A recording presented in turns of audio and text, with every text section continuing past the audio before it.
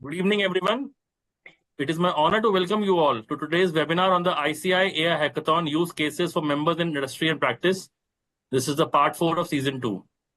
We have had 3 fantastic hackathons held in the last 3 weeks, wherein the panelists displayed their outstanding use cases and the viewers were spellbound by the use cases.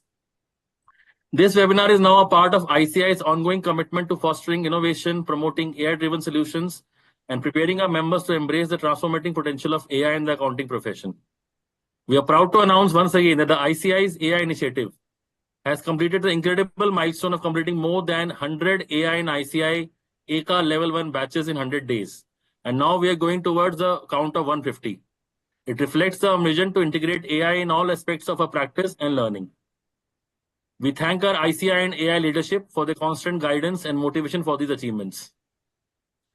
Today's session is designed to explore practical use cases, inspire ideas, and empower you to develop AI-driven solutions.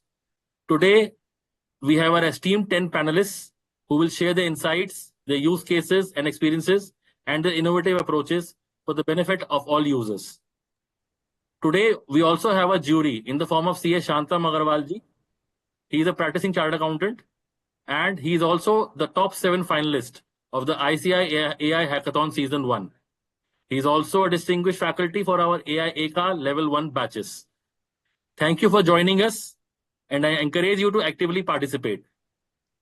Let me remind you that the voting lines are now open. Please rate the panelists on a scale of 1 to 5, 5 being the highest and 1 being the lowest. Let's make this an engaging and impactful session.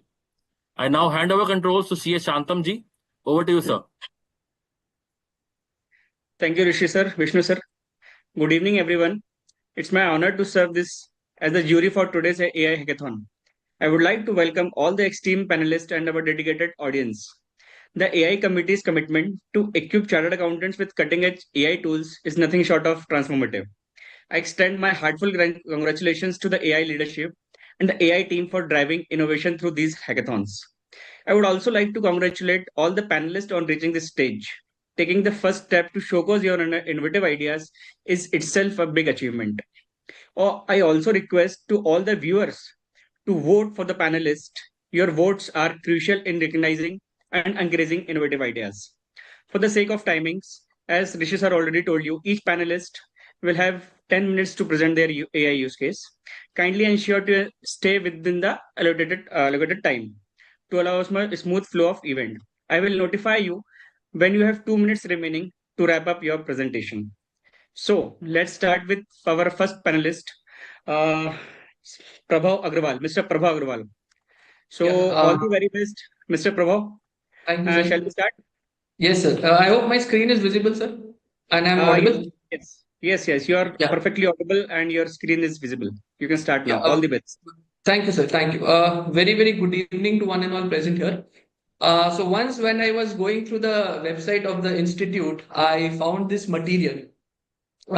Basically, this material has non-compliances which was observed in different standards on auditing. So when I read this material, one common non-compliance which I found was there was lack of documentation. So I thought, why not use AI to solve this problem? If we could, I just found this working paper template also. This is again released by our institute. So I thought if we could use this and use AI to automate the documentation process, I would solve a large scale problem. So for this, I will use 2 things. One being ChatGPT and number 2 being Python. To download Python, it is very simple. You can download it just like you download your Tally. Go to Google, type download Python, and you can install it just like Tally, right?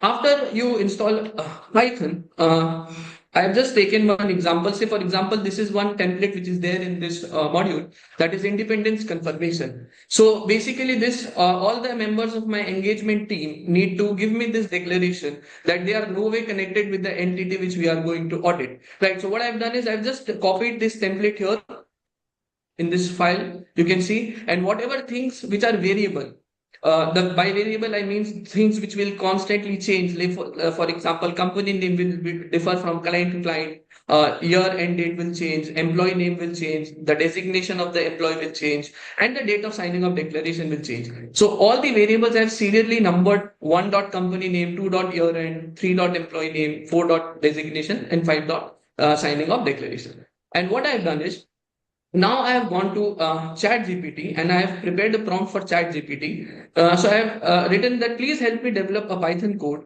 For the same, I want you to ask the user following questions. So I'm asking ChatGPT through Python, you ask the user these 5 questions. And all these 5 questions are the 5 variables which I have marked here. So first one is, what is the company name? What is your year end date? What is your employee name? What is the designation of the employee? And what is the signing date? So all these 5 questions, the Python will be asking the user. Now I want you to take the word input template from the following folder. So I have this, my input file in this folder. So I'll just copy this link and I'll ask ChatGPT to direct the Python to take the input file from this place. And I want Python to replace 1 dot company name with the answer given in question number 1. Similarly, whatever answer user will give to this question, I want you to replace 2 dot year end, this part, with the answer given by the user. Right. Similarly, I've done for the remaining 5 questions. And then I have asked the Python to save this file in the following output folder. So my files will be saved in this folder. You can see now it is empty. So I've just copied the link and I've asked the Python to save this code in this folder.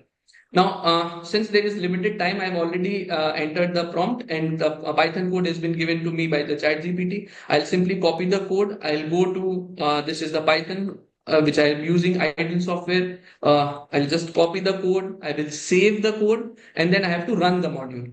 Of course, it is not as simple as you can get the desired output in one go. You have to run it quite a many number of times, wherein you have to, again and again come to ChatGPT, list your problems, what are the bugs in it. ChatGPT will edit the code and then finally you will get the desired output. So I've already saved the desired code here. So I'll just run it. I'll just show the thing. The first question, as it was there, it will first ask me the company name. So let us enter RRR Limited. Year and date, let us say I'll enter 31st March 2060 randomly. Name of employee, let's say Mr. P. What is his designation? Let's say manager. What is the signing date? 1/4/2060 maybe. And when I enter, bam, you can see the output file is already in this folder, right? So you can see all the variables. This was the company name, this was the year and date, this was the employee name, this was the designation, and this was the date of signing of the Word file. So this is completely ready. Similarly, I have taken quite a few templates from the document. Next one is the confidentiality undertaking. So here, basically, all the members of my engagement team will give me this undertaking that whatever information they will acquire during the audit, they will not share it with anybody else. So let's say my employee name is Mr. Laddu. And what is the name of company? Let's say Mithai Limited. Year and date, I will just enter 31st March. I can see some smile coming onto the faces. So I'll just enter the year end date randomly, 31st March 2040. I can enter the article, suppose use an article, and date of signing is 1 July, let's say 2040. Randomly I've entered, and you can see in this output file folder, the confidentiality undertaking is uploaded. You can see the name of the employee is there, the name of the employee is there, company name is changed, the name of the employee, designation, date of signing, everything is perfectly replaced in this document, right? Next, when I've taken all these things, next step is, maybe materiality calculation. So this is again as per SA 320, which, sets the benchmark depending on the type of entity you are. So let us say it is asking what type of entity you are. I say I am a not-for-profit entity. In that case, the benchmark is on the basis of total revenue. So it's asking me to enter total revenue. So I've entered a total revenue and my materiality is documented, and as well as it is calculated and saved in the desired folder. I'll show it now. Next is sampling. Similarly, it will help me to select the invoices for sampling and also document the same, right? So it is asking me what invoice range you are having. So let us say I am having 001 to, let's say, 400. It's asking me sample size, so I'm selecting 20. It is asking me the assertion time, I'll select accuracy. The financial statement item, let's say sales, I'm auditing, and bam. The output file will now have, sampling documents. You can see this is document is ready as per SA 530. There are 400 invoices in total, which out of which we wanted to select 20. So it has documented also, and it has given me 20 random invoice numbers that I have to audit. And it has documented also that this method was used, which is as per SA 530. And this Python's random sample function was used. Similarly, you can check for materiality calculation. It has been there. The materiality calculation, this is the entered field, materiality range, everything is being calculated as per SE320. Now, after this, the most tedious task is to prepare the working paper for items of the financial statement. So you can see here you have to have for all items like for sales, purchase, balance sheet items, you need to have a working paper. What procedures you have followed, what documents you have audited. So here I have taken this template, who prepared it, who reviewed it, who approved it. So all these have been taken. So there are 13 audit procedures given there. So I have prepared the code. It will automate the entire process. So suppose Mr. P prepared the working paper. Q reviewed the working paper and CAZ approved the working paper. Company name is WWW Limited. What is the year end date? Let's say I will enter 31st March 2024, and these are the 13 audit procedures. Now I need to select what audit procedure have I applied. I randomly select 4 audit procedures. What documents have I chosen? I will select randomly 3 documents, and whether any adverse finding is there. So I'd say no, I have not found anything adverse. And when I go to my output folder, you can see that my working paper template is complete, and it is there everything has been documented. 4 procedures, 3 documents, and conclusion has been automatically documented. Now if I delete it and I go and change my input, you will see a different output coming altogether. So I'll again click on the working paper template. Who prepared the working template? QQQ. Who reviewed it? Let's say Mr. TTT. Who approved it? Let's say Mr. UUU. What is the company name? QQQ Limited. What is the signing date? Let's say 31st March. No problem. 2 minutes remaining. Sir, okay. Then what are the audit procedure? Let us say I will just select one audit procedure. Sales are reconciled with the GST returns or not. So I've just selected number 5, and let's say I've just entered one document which is the GST return. So I'll just enter number 8. Did you find anything adverse? Suppose I say yes. What is your adverse finding? Sales don't match GST returns. Enter, I enter it, and I enter, and this file here is now being changed. You can see here the file has been changed. You can see everything is being changed here. QQQ, RRR, TTT, company name, everything. One procedure only, one document only, and this is your adverse remark which is there, right? And after you document every item of the financial statement, now it's the time to issue audit report. So now when you go and select, again it is asking you please enter the name of company. Let's say RTTD or something. I'll enter. What is the year end date? Let's say 31st March 2024. Partner signing it, CA Pankaj.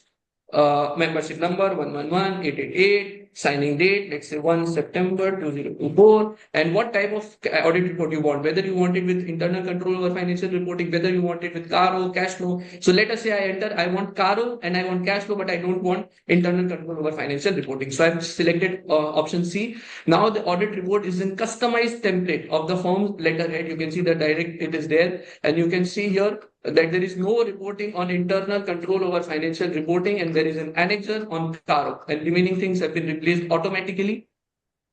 Now, if I go back again and I just modify input a little bit, I will get a different output. So you can see audit file generation. I'll click again. I will enter, since I have limited time, I'll just enter something 31st March 2024. Name of the partner, CA Atul. What is the membership number? 111777. Sign date is, let's say, 1/8/2024. And suppose I want everything now: cash flow, CARO, and internal control over financial reporting also. So I'll select D option. When I select, you will have a customized file wherein you can see that this report is again customized. Everything has been replaced. Now you are having internal control over financial reporting in Annexure B. Annexure A will have CARO, and at the end you will have Annexure B of internal control over financial reporting. So this was my use case. Thank you for being a patient listener. Thank you very much, everybody. Thank you, Prabhu. This use case will surely help many chartered accountants to save their time. Just one question. Many of the viewers or audience will not be knowing the Python. So maybe I think I think you know very much of Python coding and all. Sir, So I'll tell you, I know nothing about Python or coding. And ChatGPT is such a tool, sir. Whatever issue, even when you run the code, any issue you are there, you just need to copy paste that issue and paste in ChatGPT. It will give you a prompt. So if you permit, I'll just show you my screen wherein when I've worked with it. So I'll just show you this. I don't know anything about Python. You can see I've just prepared this while preparing. You can see. I So, don't so remember this. the purpose of asking this question just to Sorry. know people that Yeah, you don't have to require the knowledge of Python code. You can just nothing. ask ChatGPT, and if anything error happens, you can again ask the ChatGPT to resolve it.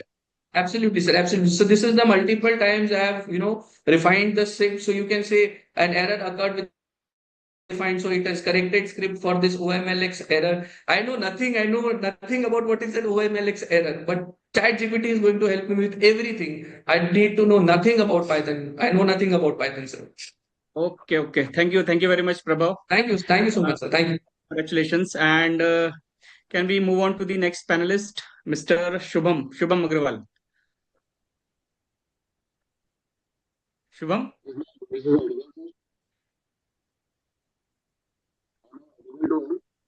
sir. your voice is breaking actually. Now it's audible, sir. Yes. Perfectly audible. Can we start now? Okay. Yes, sir.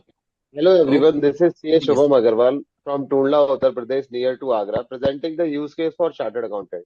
First of all, I would heartily like to thank to the committee member, the jury, and the team of AI and ICI for giving us such a platform where we can share our practical use case which we are using in our CA practice, so that helps the other chartered accountant. Okay, now I am moving towards the use case which I am going to demonstrate. Just let me share my screen.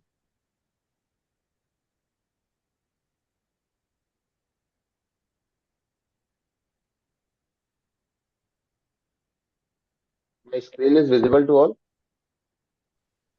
Yes, Shubham, it is visible.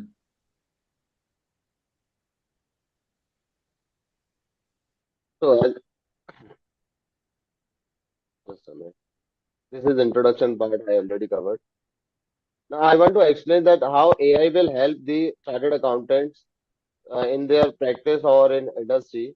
We can automate the routine tasks with the help of UiPath, Rosum, Zoho, Zias. Even we can analyze any data set and take insight with the help of RapidMiner, NIME. Even in fraud detection, we can use this uh, AI. But now I am limiting this to my use case.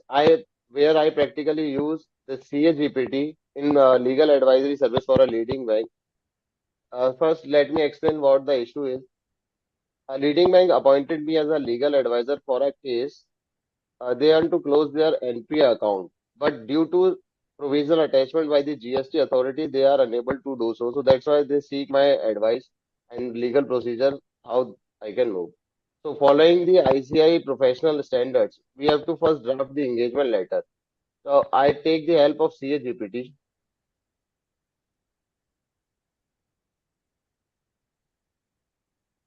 I think there is some problem. Just-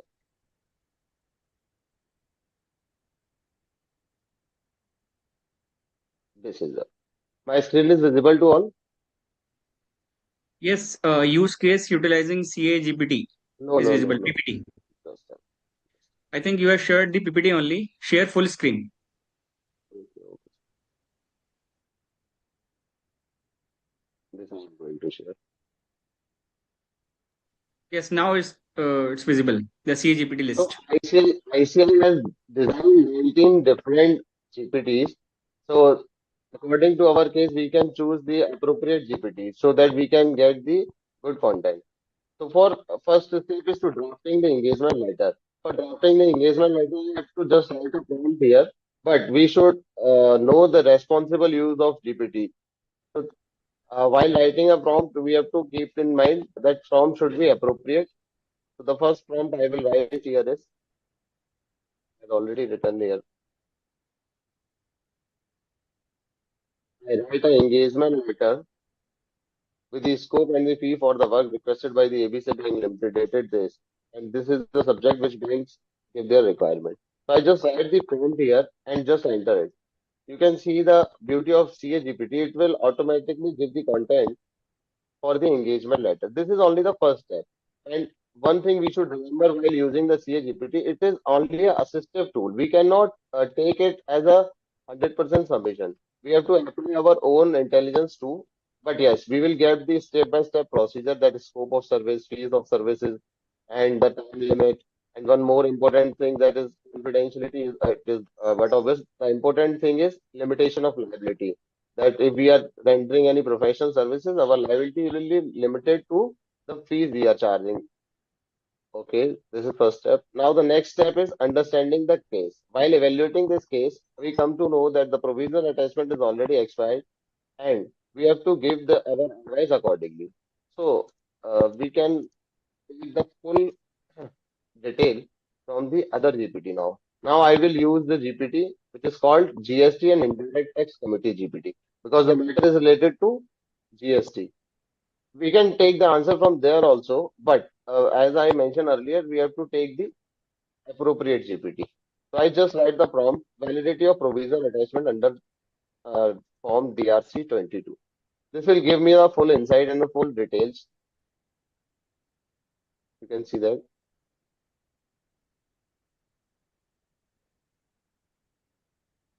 This gives a full explanation about that. It is under section 83 and what are the duration. Okay, so now we come to know that it is expired because the time limit for the DRC 22 is only up to 1 year and it is already expired. But we have to apply a professional judgment and ask that what should be our next step. So this will give a next step. We have to follow the step one by one. So you see the beauty of the GPT, that all the content and the format is readily available. If I ask my article or my staff to do this, they will take a lot of time. And the main important thing is that human error are also occurred. In this, we can get a full content, but still we have to apply our judgment. So see, we get the step-by-step procedure. Now we can follow the step-by-step procedure and proceed accordingly.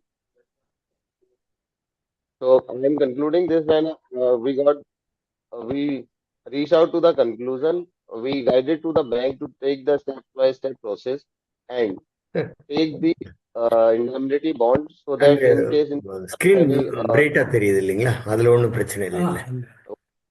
clearly audible. ரெண்டாவது ஆள் கொடுத்துட்டு இருக்காரு.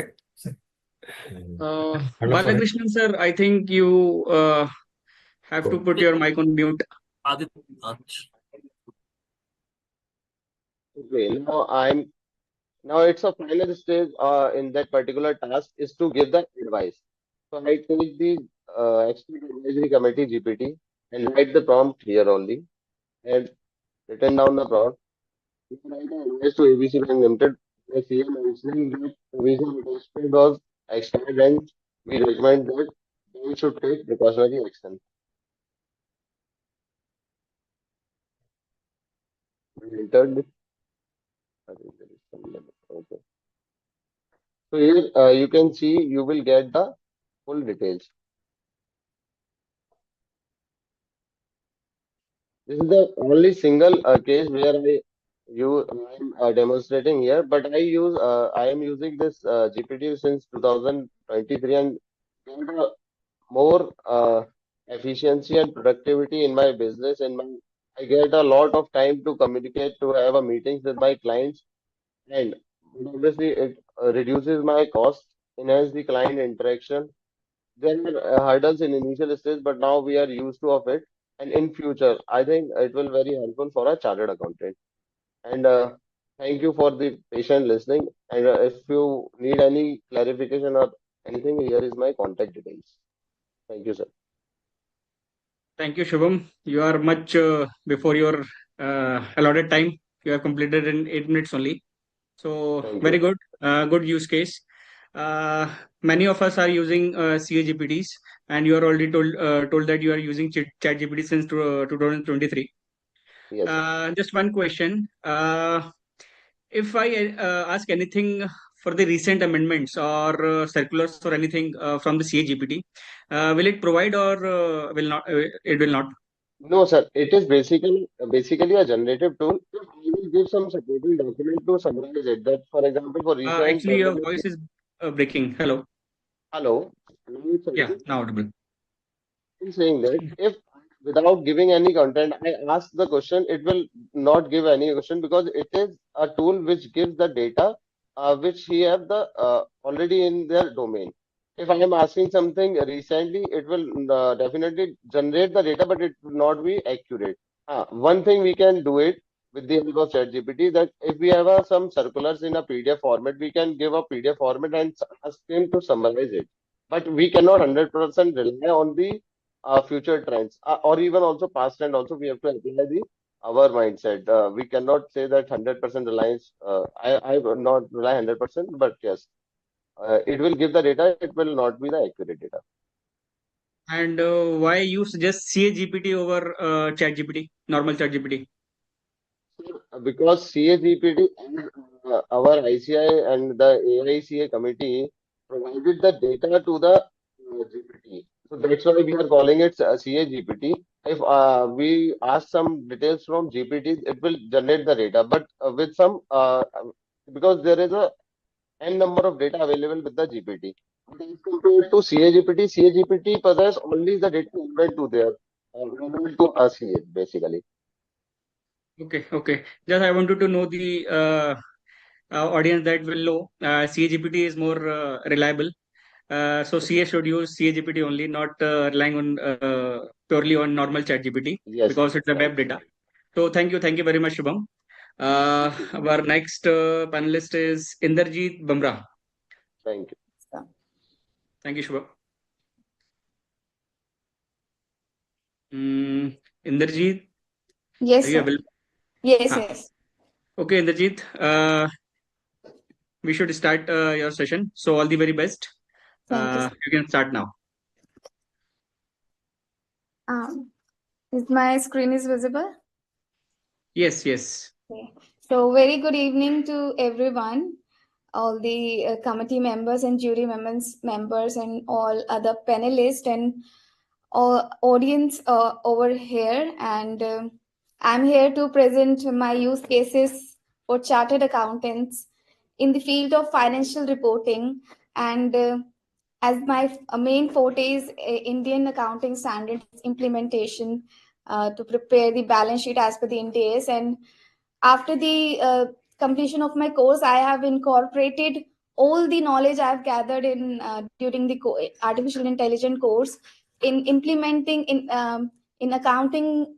How to we can proceed with accounting with the help of ChatGPT or AI tools. So today I am going to present my use cases mainly on the focusing on the financial instruments, because when we are implementing Ind AS for the first time, from the balance sheet which is based on the gap, we have suddenly changed, often see a major change which is financial instrument. We see new items in the balance sheet, that is financial assets and financial liabilities. So I have created my own GPT with the help of ChatGPT on which is only for the financial instruments. And as we have learned in the during the course, when we are giving the data specific to the problems we need solutions, so it become more reliable and it give good and reliable output for the users. So as we all know that for the financial instruments, accounting of financial instruments, we have three Indian accounting standard, Ind-AS 32, which specifies the definition and presentation requirements of financial instrument. Ind-AS 109, where we got to know about the recognition and measurement requirements, and Ind-AS 107, which specifies the disclosure requirements of the financial instruments. So we will see here how these AI automates the areas in financial instruments, like how to classify the liabilities, assets, and equity. It automates the classification and how to value the compound instruments or these liabilities and assets. And whenever is there any error in financial statement related to the financial instruments compliance requirements, it's help to detect that and give the solution for the same. And when we talk about the recognition measurement, we have to do so many calculations for the fair value. So ChatGPT or AI helps to get the fair value measurement from the market market trends, according to market trends. And when we talk about the ECL modeling, it required historical data. So ChatGPT helps to get the all the historical data and give the expected credit loss calculations. So moving towards use cases I have prepared. So I'm just going to present it.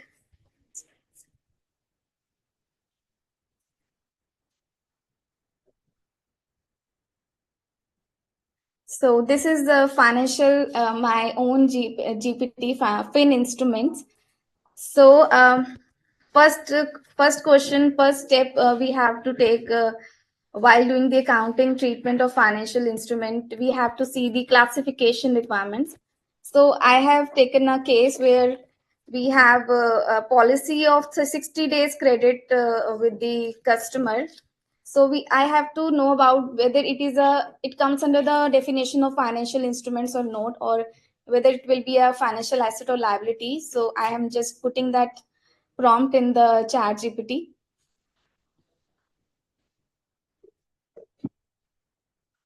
So here it is, classification of receivables as per the requirement of the and the provisions given in the Indian Accounting Standard 32 or 109. So it is classifying as the financial instruments. Then when we talk about the measurement part, whenever we take about the loans and loans or debentures, we have a schedule. So I'm just uploading one repayment schedule to get the EIR for the purpose of calculation of interest or amortization table, because the first step while recognizing and measuring the financial liability or financial asset, we have to calculate EIR, which in manually we have to calculate using the goal seek in Excel, which is a complex complex thing. So there we only have to give the command of calculating EIR using the given repayment schedule.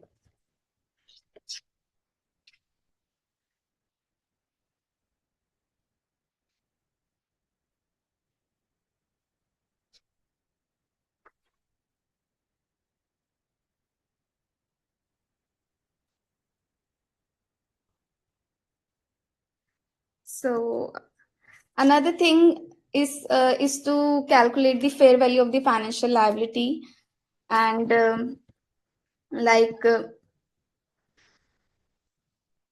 suppose EIR is 12.28%. So I just want to prepare the amortization table.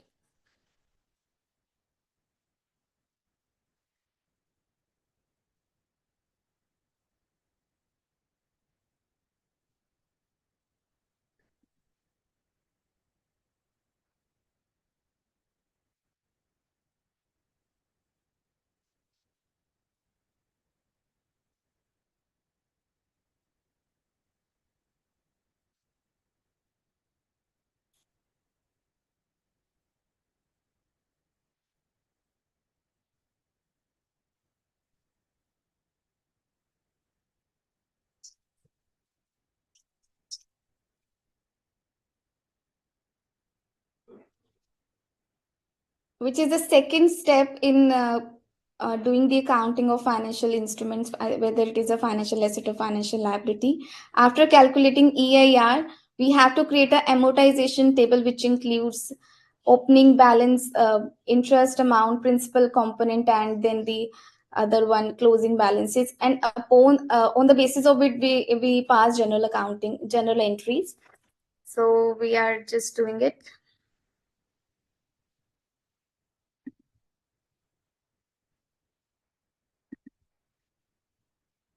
So I have already created some solutions on the basis of that. 2 minutes left. Okay.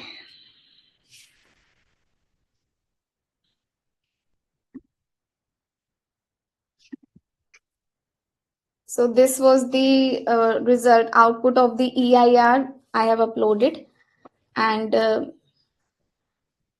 was some problem. And then how to, I have given the command for recognizing the above financial liabilities. So that was the output. And after that, when we come about the disclosure requirements, so I have taken some data from my client, and I'm just going to upload these data, and it will give us the disclosure requirements as per the Ind AS 107. This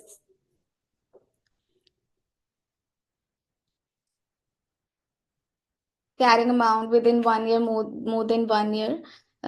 We have 4 or 5 kind of disclosures required to be given in the Ind AS 107. So another thing which I'm going to share about the hedge accounting. So this GPT also provides us the how we have to account for the hedge, where hedging is included. So this is the use case for the same.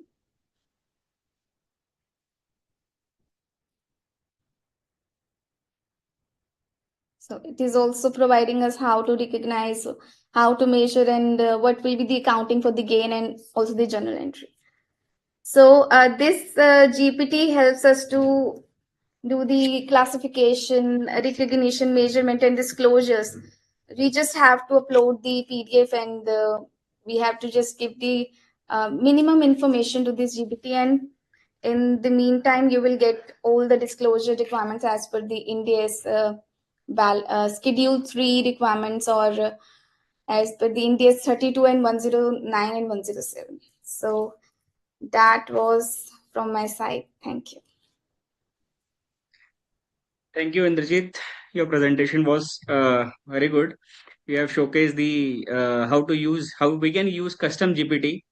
So while you give your prompts to your custom GPT, have you ensured that the answer given by the custom GPT is reliable or pure? Yes, I have given the prompts from some authors' books so that I can relate it to the No, but the answers. answer which was given by the chat GPT, was it okay or It was somewhere? the same, because I have uploaded the PDFs Mhm. of Indian accounting standard as per the MCA with the author uses, with the Okay. expert. Okay. That's So another question, you have prepared your financial instruments GPT, that is your custom GPT. Can we prepare more GPTs with different scenarios? yes. So like if I am practicing in GST or income tax only, then can I make different GPTs for different areas? Yes, you can be on the basis of what area you want to explore or give the importance. Like in direct tax, if you want to only focus on capital gain, so you Okay. can just create a GPT for capital gain, or for only for the stock market. So in Mhm. stock market, we have different uh, treatment we have to take into, like from the India's, also from financial reporting perspectives, from GST, from direct tax. So you just have to take the data law related to that area and upload those files in the GPT, and you have to train the machinery. Okay. Okay. Okay. Thank you very much, Indrajit. We can now move on to next panelist, Mr. Dakshesh Gandhi. So, Hello, good evening. Dakshesh, Yes, my voice is audible to you? Yes, Dakshish, you're perfectly audible. You can Yes. start the session. All the very best to you. Your Thanks screen a is lot, visible. sir. Yeah, thanks for confirmation. Very good evening to all of you who are present here. And my today's topic is on a Power BI MIS report with a Tally integration. So we know that we are using a Power BI, Tally in our day-to-day life, but how we can use the Power BI tool to prepare our MIS report. This is the main important thing. We need to do it on our regular task because what happened, we have a data in Tally that we need to first export it into Excel, and then we are preparing MIS report. So my use case will helpful for you to bring directly that Tally data into Power BI, and you can get the MIS report whatever the form or shape you want it. So you can save a lot of time, and at the same time you will also get the real-time data. So how just to give the little bit introduction about of the Power BI. So Power BI is a data visualization tool from where you will get the visualize in a graphics mode and cards. It's easy to use, user friendly. You need to just download it and install it. It's a free tool available on a Microsoft Store.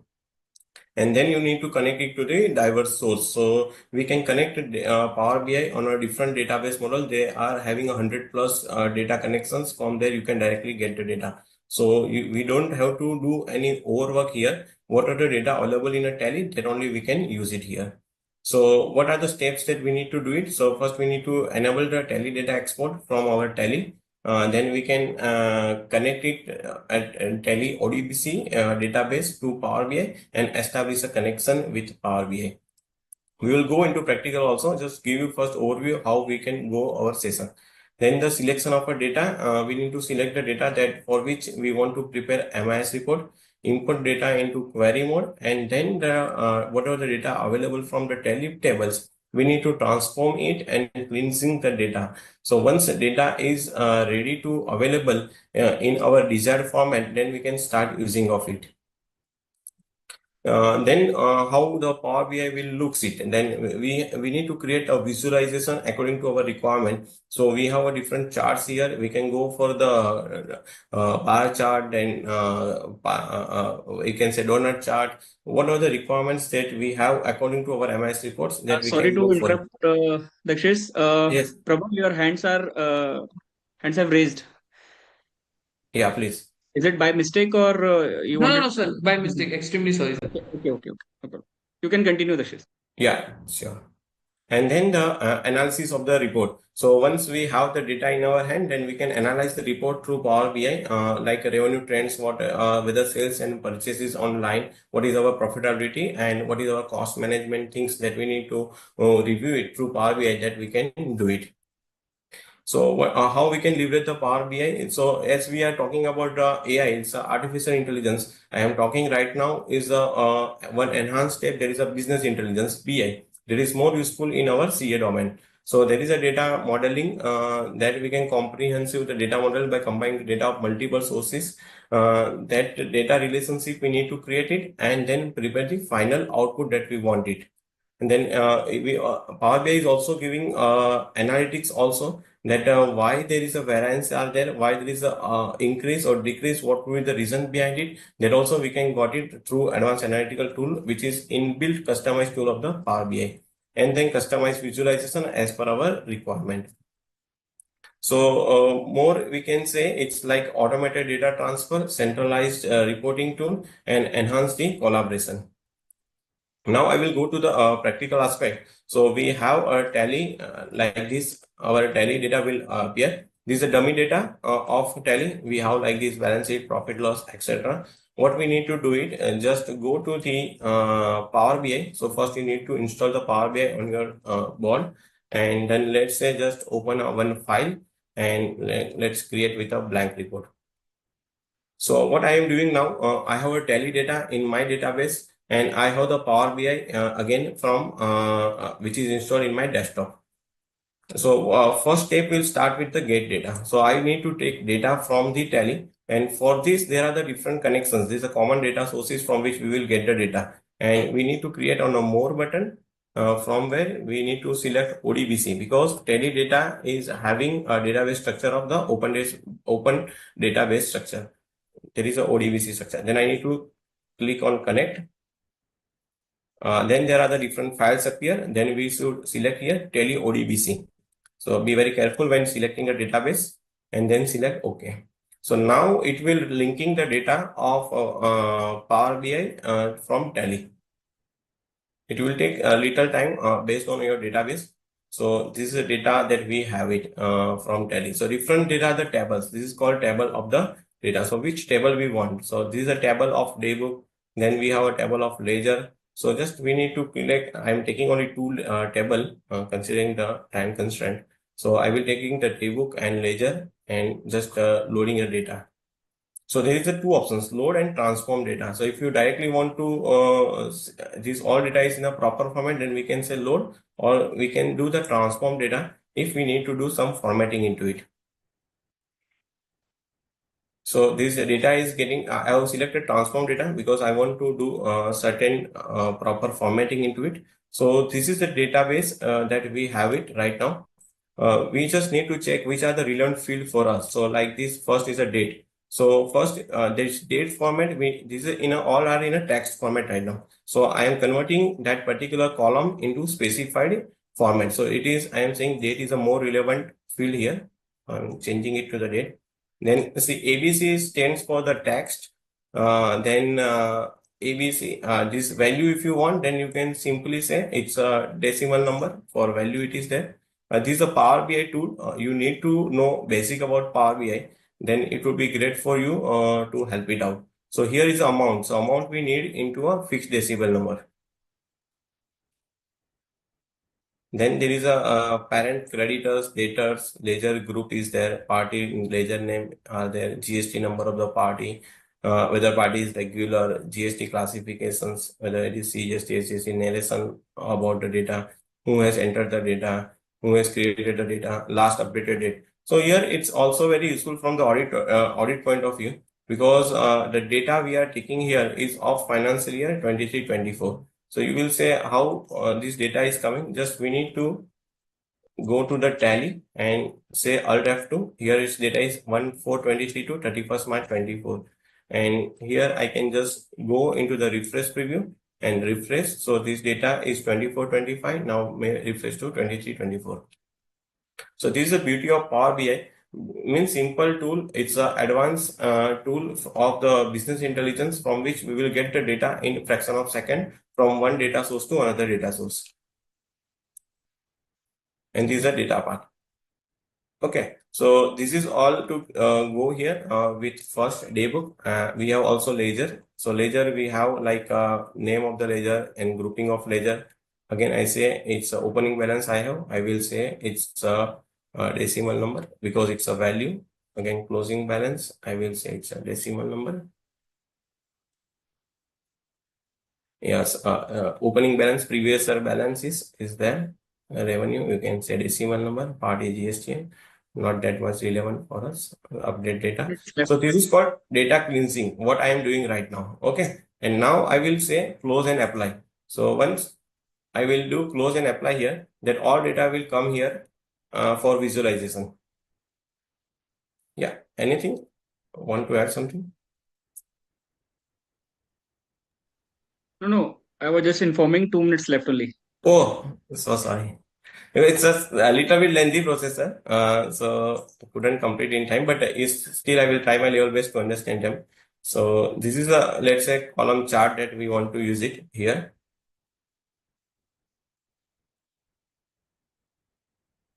And I will say from daybook, I will put down the amount here, y-axis, and I will have a date. Date will be on my x-axis.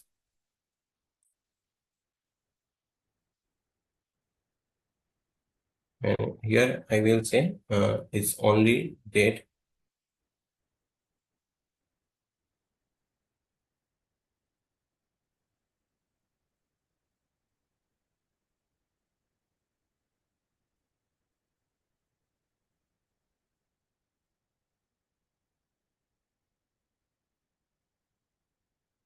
Change it, consider. See, I will go with these things for better understanding. So this is the amount. This is the screen where we'll reach it right now. Amount and these things. So we can have this like dashboard. We can select like sales amount where we can get all the numbers here. You can sort it by the quarter wise, number wise also as per our needs basis. You can select it here. I will go with 2023. This is the sales data, and then we can have purchase data. More important tool, then you need to publish it. Once you do the publish, then it will go as on a web. So once we will do publish of the report, it will looks like this. It will looks like this on a management report. So management can easily check the reports. But you can continue. Yeah, just give me 1 minute, sir. I will wrap it. So just the management wants the data on timely basis from us. So once we have all these things, one time we need to prepare it, and then it will be the auto refresh once we do the entry in a tally.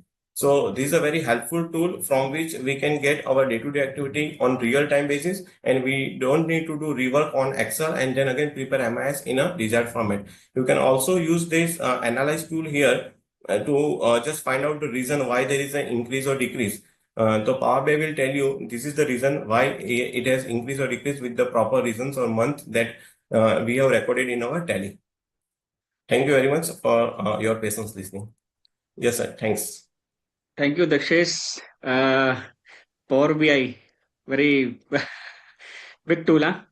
Yes, sir. So your use case is very good in terms of visualization, the existing data, and you mentioned one point that it is on real time basis. If you pass an entry next tally, then it will be automatically updated. So that's the best part, I think, that connector will do. Just wanted to ask one thing, that do I need to have a knowledge of Power BI to to visualize things and all? Yes, sir, definitely. Because Power BI is like Tally.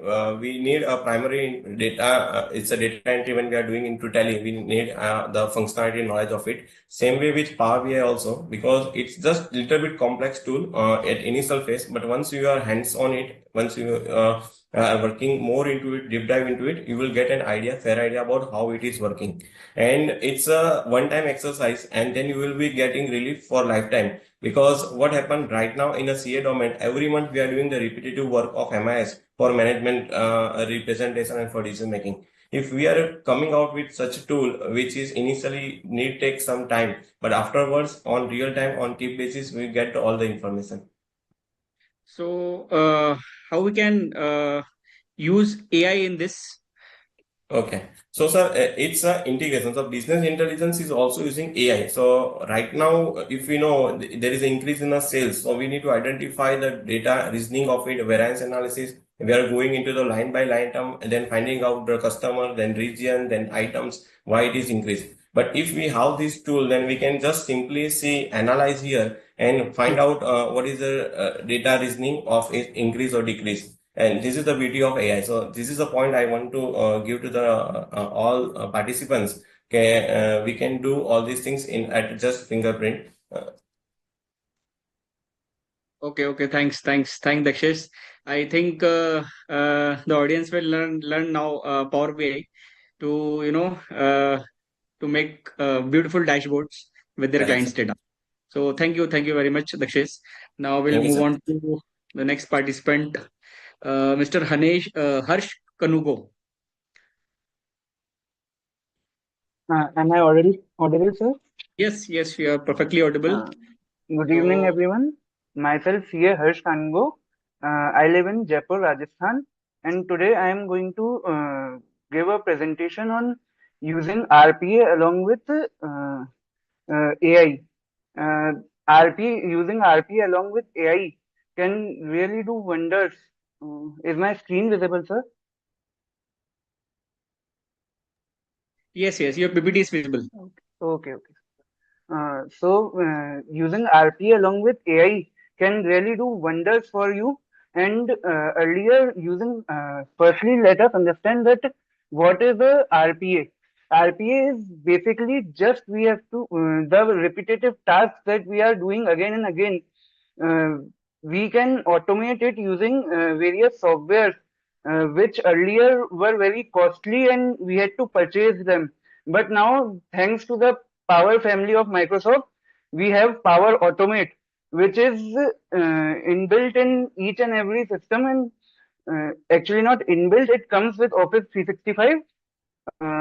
Earlier we were the RPA was very costly, as I told you.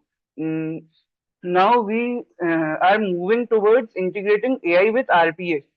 So to integrate AI with RPA, we uh, it's is still in development phase, and once we have started moving towards it, and it can handle as voluminous things as you can think of. It can take as complex things as you can think of. So the advantages are that the main advantage is the accuracy. The human work done by us can never be so much accurate as the machine can do it. It will also reduce the uh, cost of the work done, uh, and we can to implement RPA. We have to just simply identify the repetitive tasks that we do in our day-to-day workings, and then we can simply make Power Automate. We'll be seeing a live demonstration right now without any worries. Now I'll move to my use case. That is, earlier we had to check whether we have filed the GST returns on time or not. Suppose in our firms, on the last date, in hurry, we can leave. There can be a case that one or two returns can be left unfiled, but we can check it on GST portal. I'll show you right now doing it. We can check it on 11th or 13th as the date is. Uh, so I have just opened my Power Automate screen. I have just made simply a flowchart for all the actions I perform check the uh, return filing status. So now I'll just run the code and show it to you how it is done.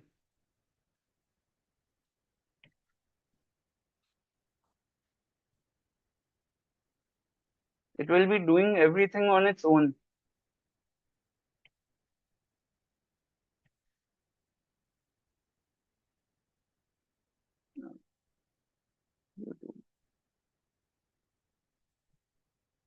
We can also store the usernames and passwords in it. Only the captcha part we'll have to enter on our own, that RPA cannot read.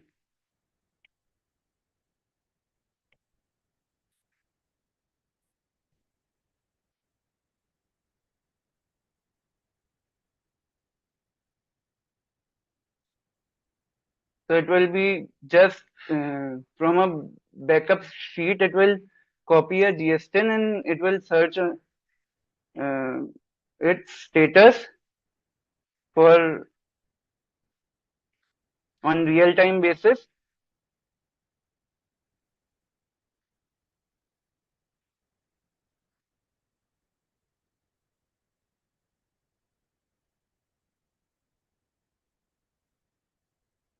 I think there is some issue with it. Ah, due to Zoom, actually some issue has come. No worries. Just a sec. I will run it again. Just a second.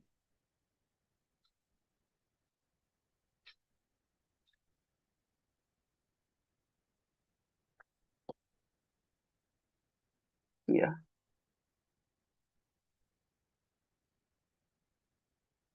I'll be running it again. No issues.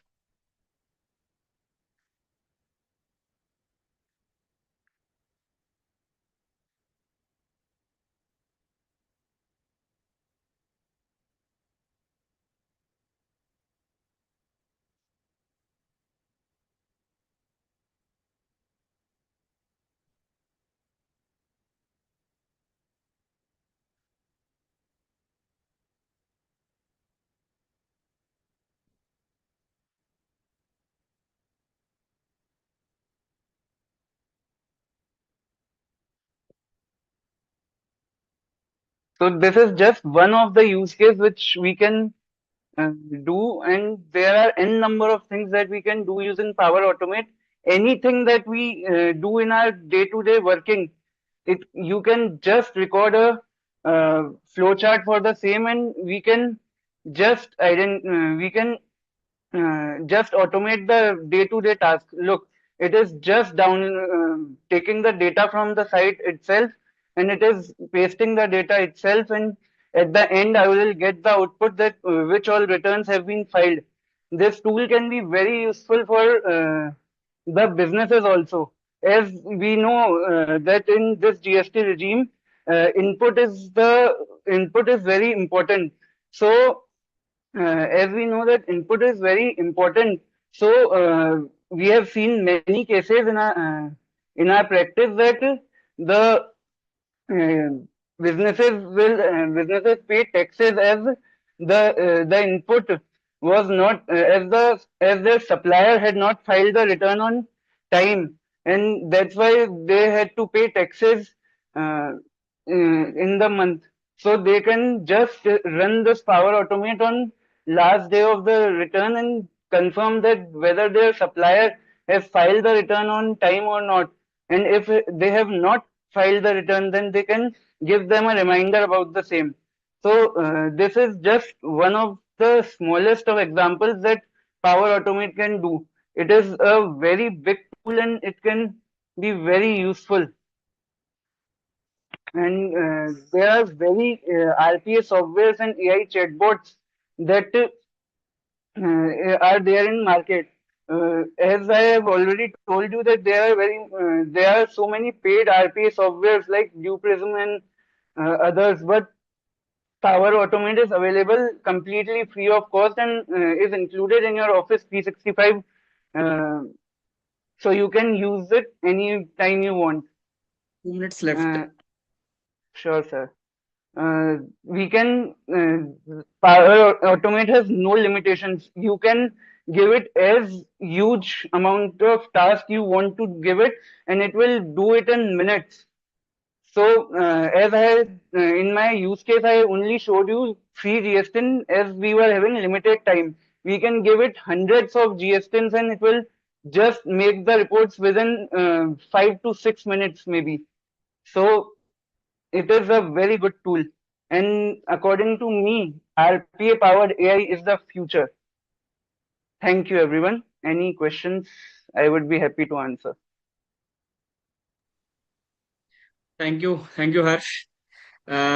Your Power Automate is a very good tool that we have showcases that everything can be automated in a client's office also, and also in a CA office also.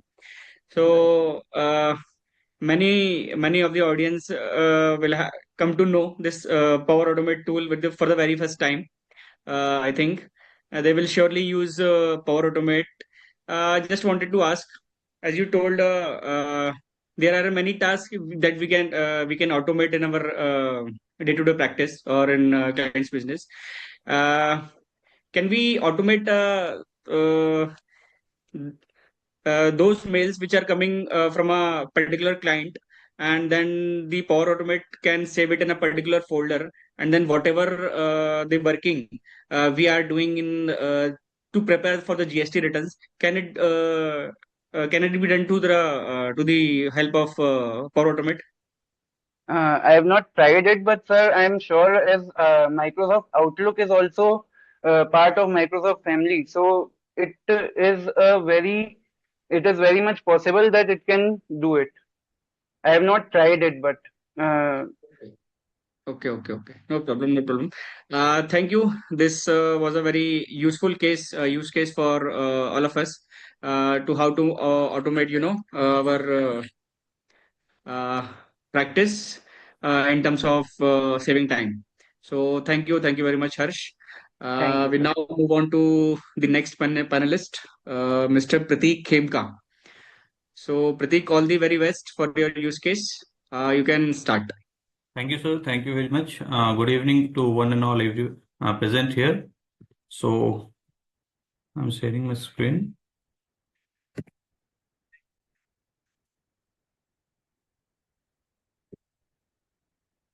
Is it visible?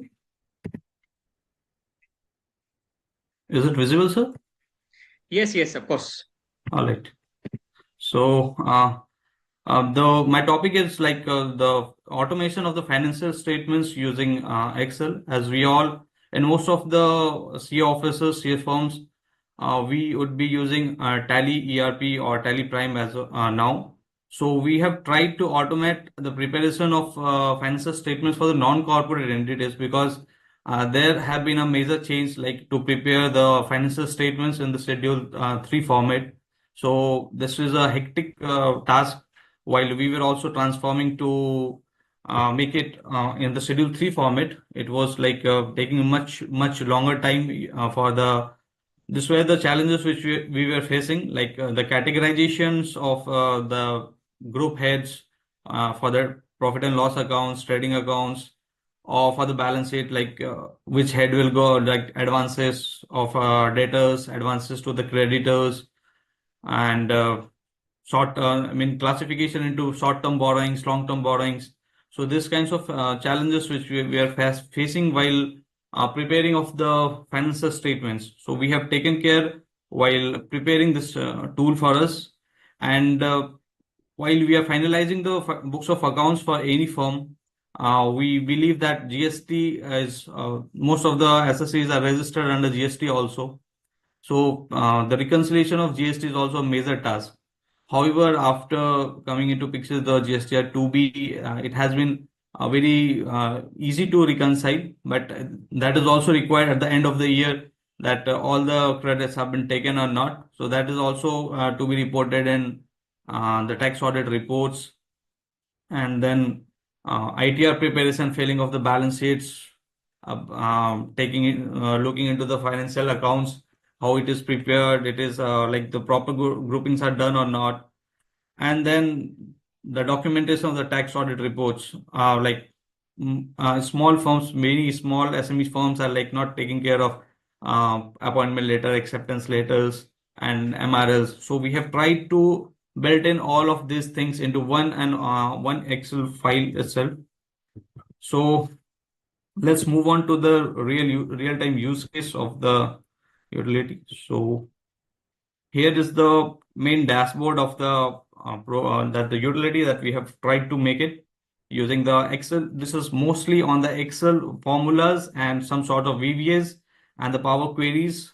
Uh, uh, so we will go. So these are basic details which are required to fill in, like the name of the firm, nature of the entity, what kind of entity it is. So till now we have tried to make it for the non-corporate. So we will make it proprietorship. Other details as it is. Okay. Requires where this was previously audited or not. If it was audited by ourselves, that NOC is not required. If it was audited by some other auditor, so the NOC is required. So that will be also taken care while making this dashboard. You fill in all the details and everything is prepared automatically. This is the details of the previous auditors also can also be filled in here. Name of the audit firm, say ABC company and all. And we will just 1 minute. We have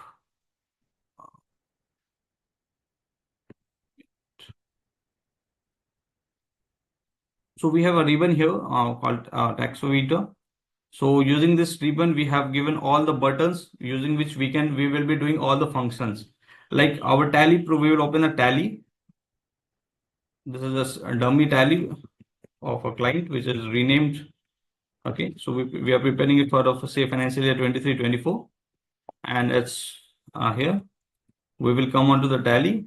We will just refresh the connections, and it will automatically pull in all the details available in the books of account, including the stocks, including everything, GST details and all. It's still running in the background. Once the query is done, we will try to come into the next sheet, ITR 3 CD. This sheet is like for the purpose of reconciliation, whether all this tally PL and the PL which is prepared in this utility is matching with not. The cash is the balancing figure calculated, and the actual cash in the balance sheet is matching or not. The balance sheets are matching or not. We can have an overview of all the things. this is like the profit which is coming in the ITR report and the profit which is as per the PL account are same or not. The reconciliations with 3B and the books of accounts could be also be done here, could be done. And for 3B, we need to provide the input details like 3B data. So we have a button here called 3B. We click on this copy 3B report and we will provide it a summary of the 3B report. Since we are using ClearTax as a software, so we have fetched a multi-month 3B report from here. We simply copy it and it's done. Okay. So here it is what it looks like. And once I come back again, so here this 3B report is giving this is the taxable value of the sales as per the 3B report, and as per tally also the same sales figure is reported. Hence the difference is nil. Okay. So again we are jumping to the business balance sheet account. So this is a balance sheet account. This is automatically prepared. We did nothing. We simply clicked on a refresh button and it is prepared. Including this is a PL account. We can see this balance sheet matching, short terms borrowing, short terms provisions. Everything is automatically defined here, predefined. In case it is anything is like you have not been defined, we have given a feature like you can make it. And this is I would like to give it a disclaimer. This is not a marketable tool. I'm just using it for our firm only. And then again we are jumping onto the PL account. It's giving a PL account. Here also you can see there is a difference of only 10 paisa in the balance sheet. It is automatically adjusting the rounding of figures and all. Okay, so significant accounting policies, the preparation of the notes to the accounts, whether it is a secured loan, unsecured loan, whether the payable on demand, this kind of things are taken care like from the tally itself. We and everything is defined, nothing is done manually. You can see we have just simply entered. This is, you can say, the fixed asset schedule is even prepared. Yeah, for fixed asset schedule, we need to come here and we need to enter the rates of the depreciation, because rate of depreciation is not defined in the tally, and there can be an arithmetical or calculation error. So we need to put in the values of the depreciation rates, which here it will calculate automatic depreciation, and will also do a reconciliation whether this depreciation is and the entered depreciation in the tally is matching or not. So this is also done. And here is the notes on accounts for the PL part, separate notes on accounts. Yeah, it is also preparing the tax computation reports. Since we have only two kinds of business heads of income, one is a business income and another is a other sources. It is giving all the figures. I'm not sure why this error is coming, but yeah, it will calculate the taxes. If you want the calculation to be in the new regime, to be in the old regime, it is doing everything. One second. We can do it from here. Whether you want it on the old regime, you want in the new regime. The age, if the SSC is a senior citizen or what. Okay, so and here GSTR 9 also we have taken care of. Yeah, this is prepared on the. Sorry. 2 minutes left. Just informing.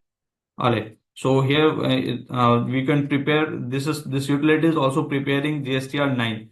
Since we have only entered the values for the GSTR 3B, I will just copy one more information for like 2A or the 8A, which can be downloaded from the GST portal.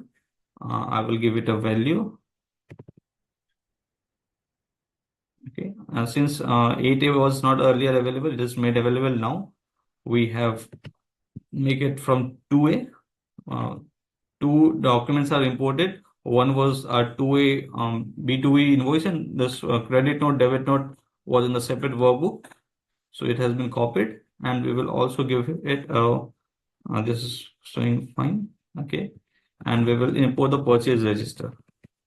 Just three things we import, and we are done with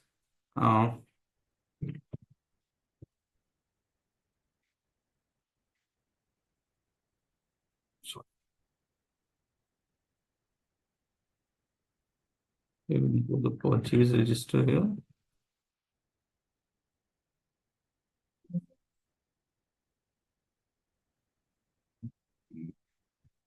Okay, I will show you in the another workbook.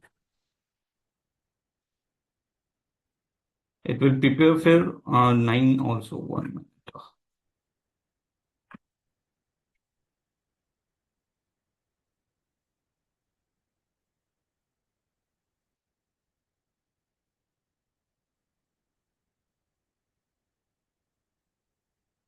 Yeah.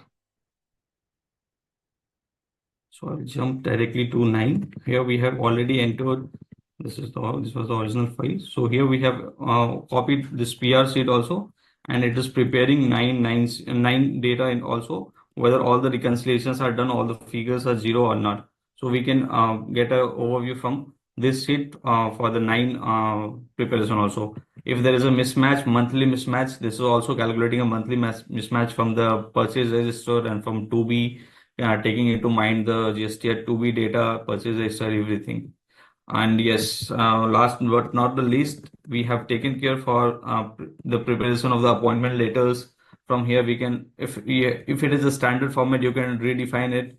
For the appointment letter, you can get an acceptance. If the NOC is required for the NOCs, for the MRL part also, we have taken care that you can prepare the MRL from here also. Yeah, that's it. Thank you, sir. Thank you, Prateek. I think all of the audience has got stunned with your use case and presentation. So you have covered right from engagement letter, MRL to the computation and ITR thing, only from Tele. Yes. That I really like your presentation. And so other utilities are also available in the market, which are commercial, but they are also asking for the end number of information from your end. And in this utility, we have tried to capture most of the things from the Tally in a single click of a button. Okay. Yeah. So just one question. All your balance sheet and P&L are linked through your schedules, or you Yeah. have okay. All of them are linked from the schedules, and this utility was not prepared from with the help of any hardcore developers or it was totally prepared with the help of chat GPTs and all professional chat GPTs, co-pilots, and that kind of programs, and the open sources. Great. I think it will be beneficial for anyone who does not have any softwares in their practice. So this utility, if they make with the help of ChatGPT and all, like the tools you have mentioned, Yeah, they will this get. machine learning language is there. You need to develop it every time you find anything new, anything it is not capturing, or any kind of regrouping is not there. I may be handling small clients or the medium clients. You might be having a large level of clients who have a different kind of foreign currency exchange conversion things are there. You need to define it, and it will be doing every wonders for you. Okay. It you mean to say that it has a machine learning that it learns from itself only. Yeah, you need to give it input that this kind of thing is to be taken care by this way. I have not Okay. shown you the ITR preparation, this schedule, balance sheet, schedule PL is also prepared in this report, and it was prepared. I could not show that. I failed to show that. Okay, no problem. Your use case was very good. I think all the panel audience were liked your use case. Okay, so thank you very much. Thank you, sir. We'll move on to next panelist, that is Aditya Mali. So best of luck, Aditya. You can start your My voice is audible? Yes. Your voice is perfectly audible. You can share your screen. Okay, just a minute.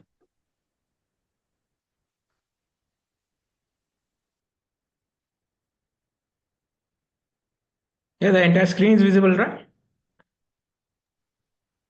I think it's loading. Now it is visible. Okay. PPT, yes. Okay. Namaste everyone. Jai Hind. Myself CA Aditya Mahi. I'm based out of Pune. So I will be presenting analysis of sales data using the Power Pivot feature in Excel. Normally, what happens is what we do is the Excel is limited only to the say 10 lakh lines, and using the feature of Power Pivot, you can analyze data of n millions of rows. So I will just brief upon what is Power Pivot. Power Pivot, it helps in increasing the data analysis capacities of the Excel, and it helps in utilizing the large data sets, work on large data sets, and complex data models and relationships can also be created. Then the key features of Power Pivot, they are like data modeling. So we can push the data of multiple rows to the data models, which I'll be showing next. Also, DAX functions, that is data analysis expressions, where we can provide advanced formulas and do the data analysis. And also helps for data management and storage, wherein if we have tons of MBs of data, it can be shrink to some MBs in an Excel file. Okay, so the data models, I will be briefing on data models. Data models are defines it how the data is structured and organized. Okay, they help in the establishment of relationship in between various types of data, and also data models are also helps in improve the data accessibility and usability. And the last one is the DAX. DAX stands for data analysis and expression. Its use is the formula language, like the VBA or the M language for the Power Query. Okay, so DAX is used for that. It also helps in using the complex calculations. So I'll be presenting the use case now. Okay, so what do we have is the regions to which the sales has been done, and the channels through which the sales has been effected. All right, and then I have the year-wise sales files. So, for example, if you want to look into one sales file, it's loading. And since it has a huge size, if we can see that this runs into tens and millions of rows, each such files is running into millions of rows. So now we will be required into compress and shrink and do the data analysis on it. Okay.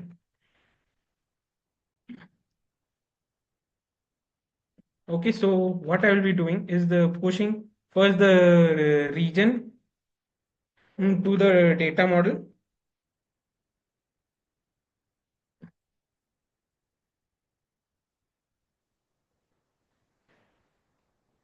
So the region sheet is being added.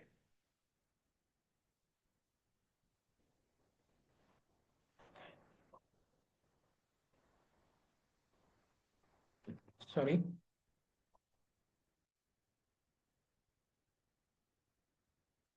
Okay, so this region data sheet has been added in the Power Pivot feature. So next I will be adding the channel ID.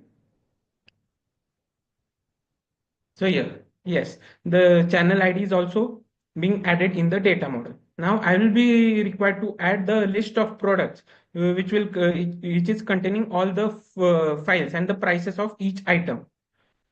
So from other sources, it is in a separate Excel file. Okay, so what I'll be doing is browse. I've already prepared one Excel file wherein all the data of prices is being loaded. Okay, and then next I will be required to select the product only. So in this, I will be not requiring the commission points, but the sale price, which has been defined in this rows, that will be required for me. Okay, and finish. So here I have loaded all the product details in this.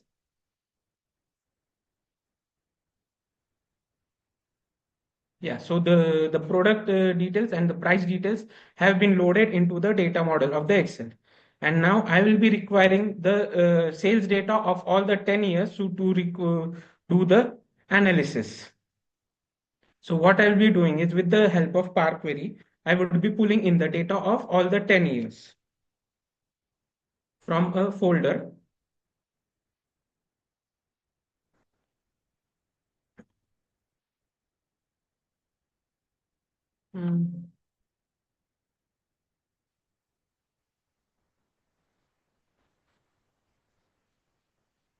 So I'll be giving the link of folder here. And this is the sales files year wise, wherein I will be pulling all the data of the 10 years into the Excel file.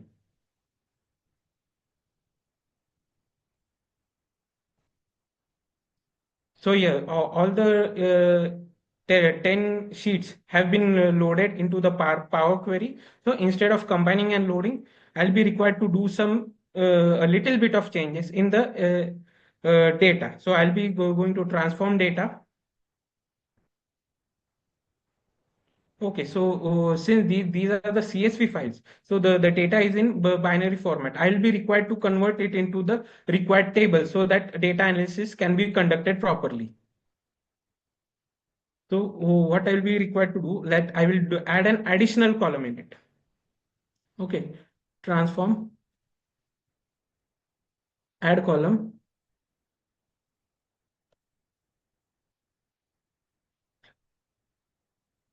add custom column.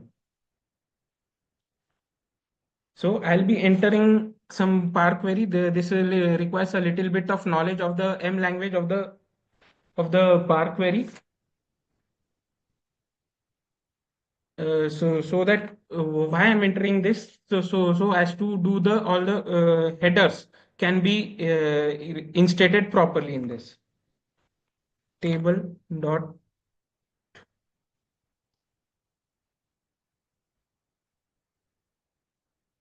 promote headers. Okay.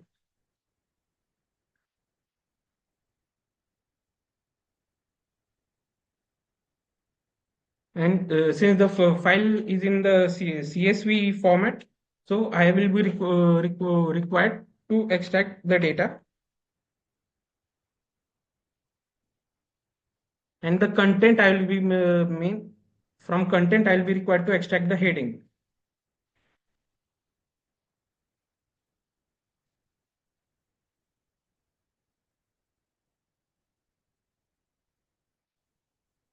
Okay, no syntax errors are there.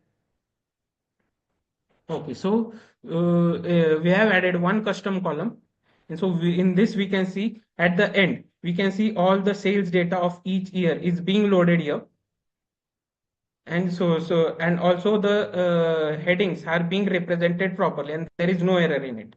So what I will be doing next is, so in order to expand, right click and I will remove other columns so that other columns which are not necessary for the analysis purpose are removed.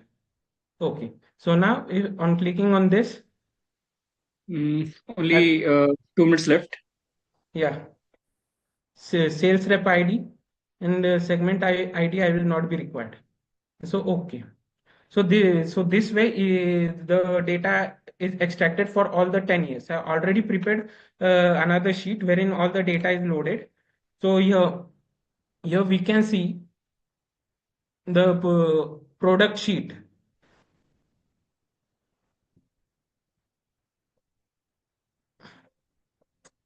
Is the product of data of all the 3 years is being all the 10 years, sorry, is being loaded here, and all the different sheets of product of sales data is loaded here, and with the help of slicers, total revenue or the sum of quantity, all data required, all data analysis customized, we can do here.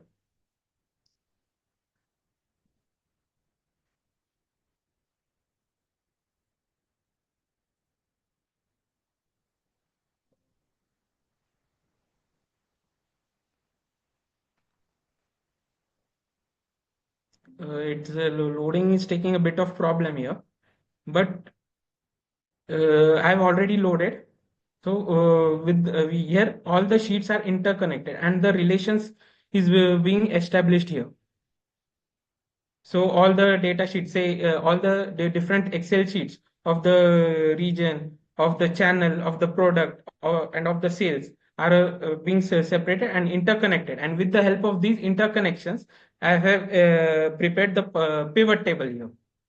And we can, so for the demo purpose, I have just added the total revenue of product wise. But we can conduct all data analysis customs wise as required by other KPIs as well. Thank you. Thank you. Thank you very much, Aditya, for your use case. So it will be beneficial for clients having huge amount of data. So Basically, other ERPs are there other than Tally, which contains huge amount of data of big companies. So in this case, it will be useful, the Power Query and the Power Pivot feature. okay, so as you have mentioned that you should require basic knowledge of Power Query to write a code. So will it be written by the ChatGPT if anyone don't know how to write on the Power Query? Yeah, if we give proper prompts, we can get through ChatGPT. Okay, okay. And can we use, you have used obviously the Excel, but for a huge amount of data, can we, use Power BI for, this data sorting visualization as discussed by the previous panelist also? Yeah, it can be used. If there is huge amount of data, we can compress it. In fact, as compared to Excel, graphical representation properly can be done in Power BI to a great extent. Okay, okay. Okay, thanks, Aditya. Now we'll move on to the next panelist, who is I think Ketan Meharia. Yes, sir. So Ketan Meharia, all the very best for your presentation. Should we start? Yeah, sure. Good evening, everyone.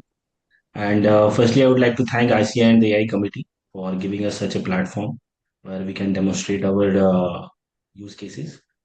See, the topic which I have chosen is AI-based reconciliation of GSTR 2A 2B with books data. Certainly, this topic is not a new one, okay?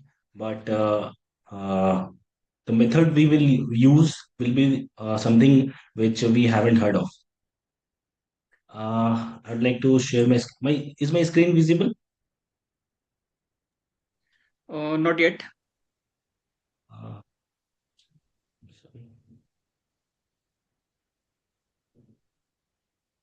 Is it now visible? Yes. So certainly there are many tools available in the market where reconciliation is being done. So what's the problem with those tools?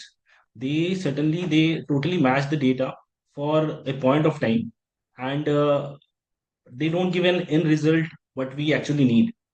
What I mean to say is, when we have books data and portal data for, say, for example, for the month of April, most of the utilities, what they do is they match up the data, they find some of the match data, not found data, mismatched data, and they give us a report. So what do we do with that report? And how do we reconcile about those data which are still not matched?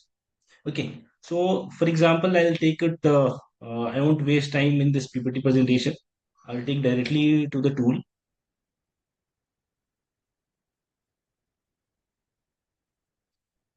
See, for instance, I have just opened up the 3B data from where we will be taking up the I books think data. your screen is stuck up to the PPT only.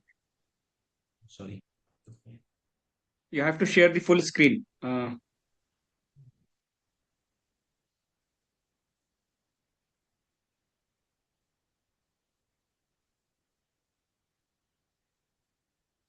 Yeah. Is it visible? Yes. Now I can see Tally.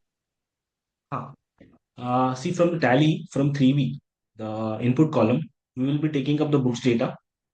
Okay. And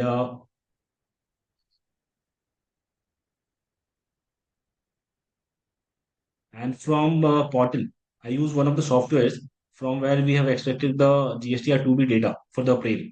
Okay. So for demonstration purpose, I have already filled up the data. This is the books purchase data and the 2B invoice data. This is the same format in which we get from the tally. Okay. What the additional one column I have added is the period for which the books entry has been done. See, this is the April data. So we have added an helper column where we will be mentioning April. Similarly, for the to be invoice, this is the same format where in which we get the data from the software. And here also we have added one column, column A, wherein we give the period for which the month the to be data is there. Okay. So what we do is next is we just I have prepared using some chat GPT.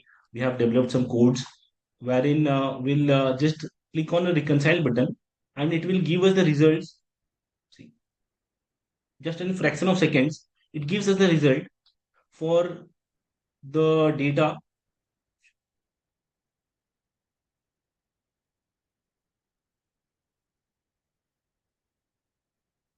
This is the data for all the invoices which are already matched, and for those none which the invoices which are not there in 2B, these are highlighted in yellow color. Okay. So what we do next, this is being done by most of the softwares. So what we do about those data which are still not matched, if we compare these two.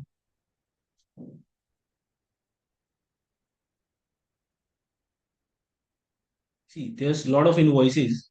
Maybe because of some of the errors in invoice number or in the date or the GSTN, the data is not being matched.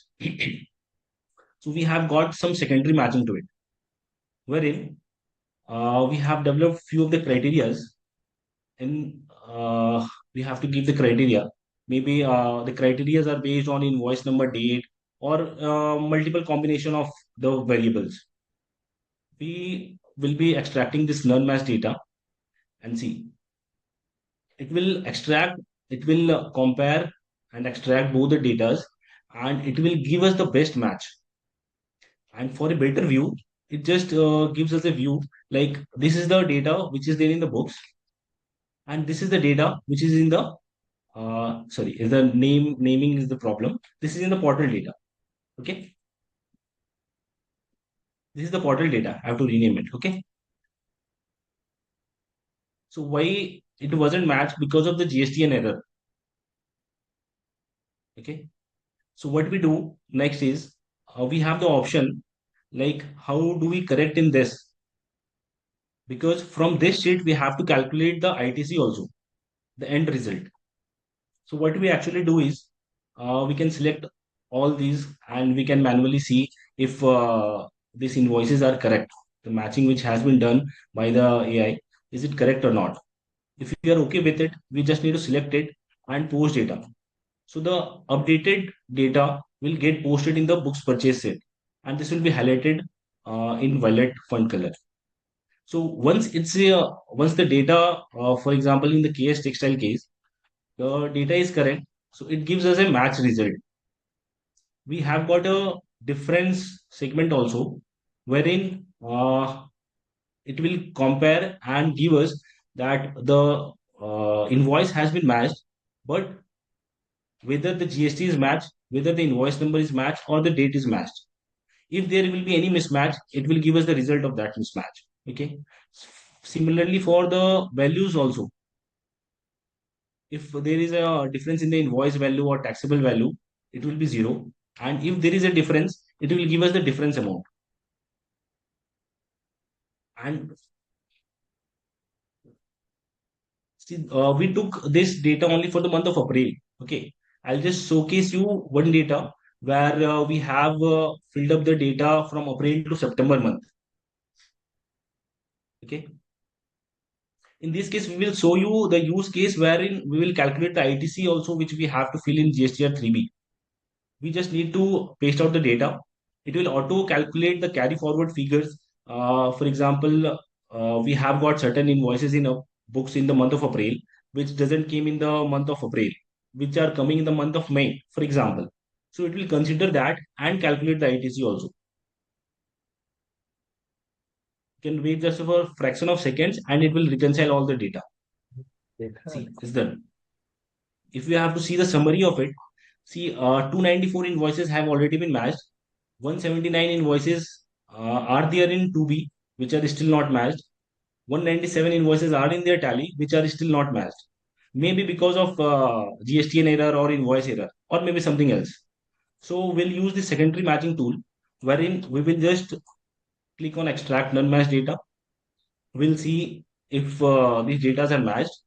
See, this data wasn't matched because of the error in GSTN number. The invoice number is matching, the date is matching, the amount is matching. So with the combination of multiple criteria, this AI tool was able to identify that these two invoices are same. Because since our ITC calculation will be based on this, so we need to update the values here so that this invoices get actually matched with this 2B data.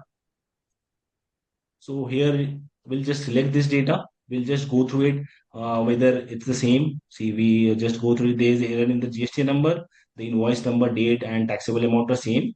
So the party had made a mistake in entering the GST number.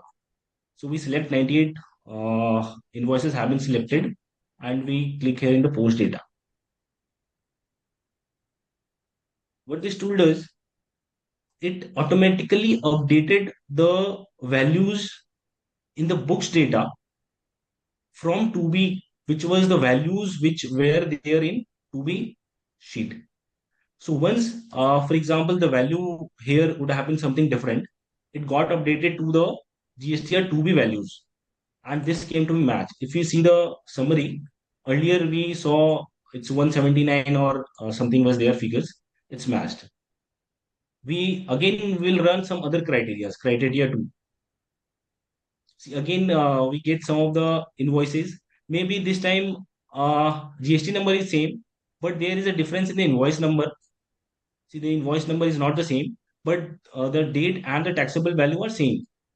So once we go through it, and in a very easy way, we can check this. Okay, these two matching, which the AI tool has given us, these two invoices are same or not. We just need to select it and post. So this data gets automatically again posted to the book sheet. Now again we see the invoices which are yet to be matched, not found, is decreasing by running every criteria. Again we will run on criteria 3. We got a few of the invoices. See, there is error in GST number. The amount is also, there is a slight difference in the amount, but the invoice number and date is matching. Certainly, in 99% of the cases, this will give an accurate result. See, again, we extract some of the data.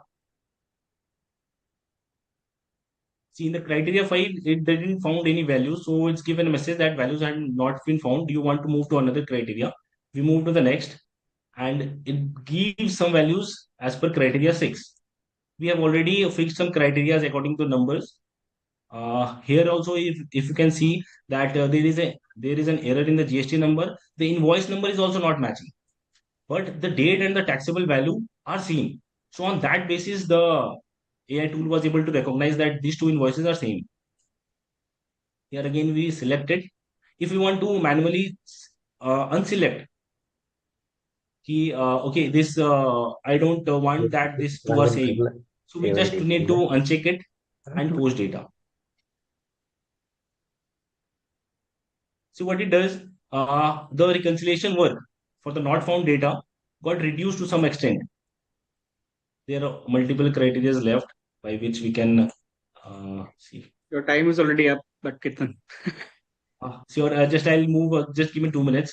I didn't heard the 2 minutes alarm. So we move to the eligible ITC sheet. Based on this data for the April month, we can calculate the ITC.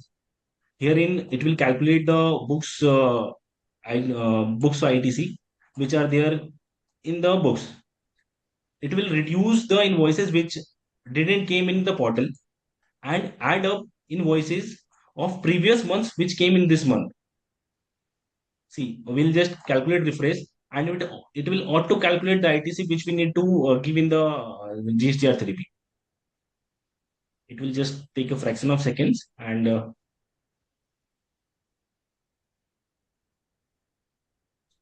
for this all invoices, we have developed a report segment also, wherein we will, where the any of the user can easily identify those invoices which are yet to be matched or not found, which we can share with our clients. show you this segment.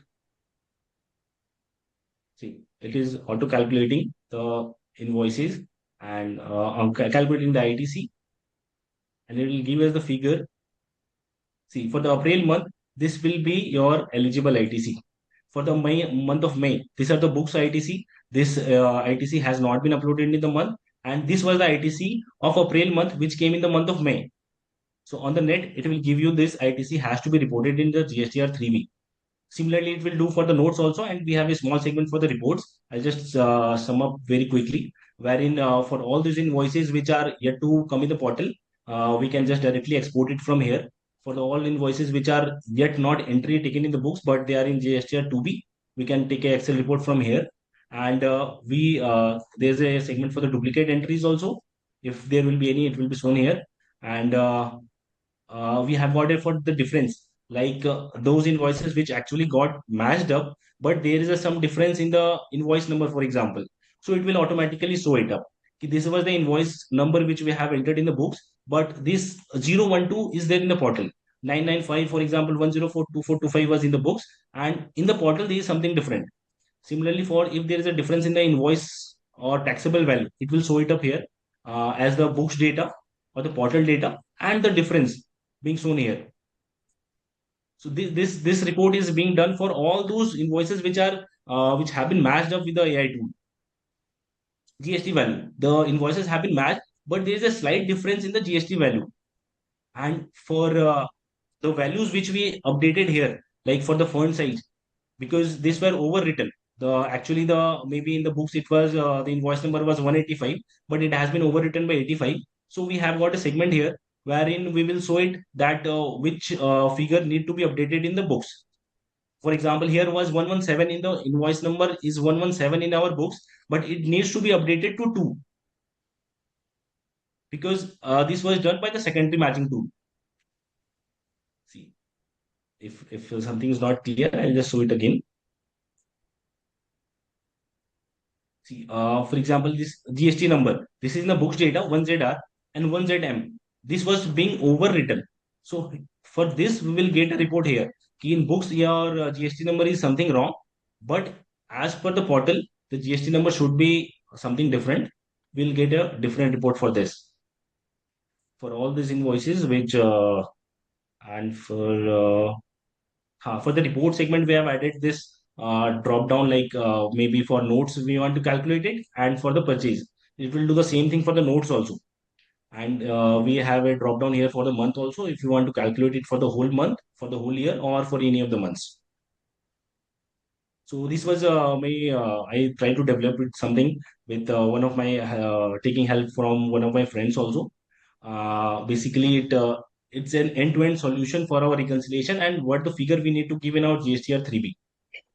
This makes it different from the other utilities or any of the Excel tools which are available in the market, because they give the reconciliation for just a point of time and they don't have a solution to what we need to do for those invoices which are not there in 2B or not in the books. So what do we do for the next month? What we need to do here, just copy paste the data for month to month here in the same sheet, and it will auto calculate the ITC, and it will generate different type of reports also. It will do Ketan ji, secondary please wrap up reconciliation. now. Okay. So what it does is it will just do a secondary reconciliation also. That makes it a very different. We have used different combinations which we have developed maybe for the last 6 to 8 months. We have been trying over different set of data to come up with this criteria with which we can match up different data. And certainly we took a lot of help from CA-GPT, which made our work very easy. And the best part is that it auto calculates the eligible ITC, which we need to fit in 3R GSTR 3B. So that provides an end-to-end solution to our GSTR filing monthly or quarterly, maybe. So that's it. Thank you. Thank you, Ketan. For the sake of timing, we'll immediately move on to the next panelist, Mr. Balakrishnan Ramalingam. Sir, am I audible, sir? Yes, sir. You're perfectly audible. All the best, sir, for your Sir, presentation. I am Balakrishnan Chartered from Dindigal, Tamil Nadu, near Madurai, sir.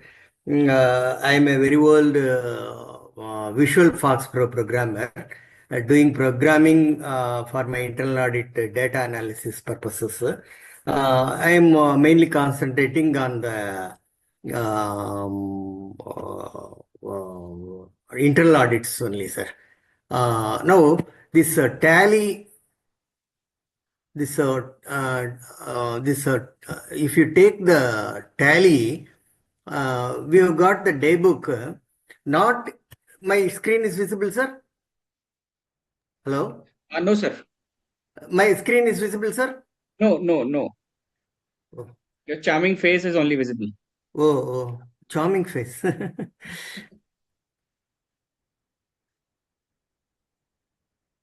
No, sir. Yes, now I can see the Excel file. Yes, sir. This is the typical tally day book, sir. It contains the date, voucher type, and voucher number only in the first row of the voucher, sir. This is the voucher it contains, but the next rows or the next entries, it is blank. Can we do any data analysis based upon this? No, it's not. It is an unstructured. Moreover, this narration, it is below the each voucher. But actually, if it is in the every row, we can read all the vouchers independently. That's the thing that I was writing in my Visual Fox Pro programming. Now I have attempted in Chat-GPT and it is successfully working, sir. This is very useful for all chartered accountants. Now I am having Chat-GPT. Now I am loading a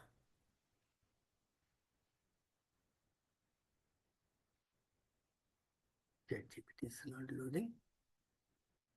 Okay, come up again, I think.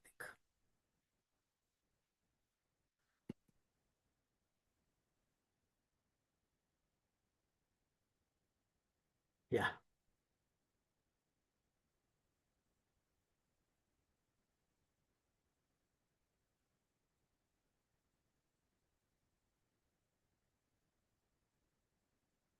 Yeah.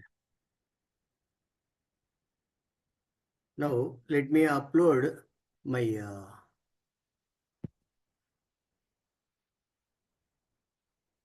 Tally Daybook, sir. Tally Daybook has been loaded.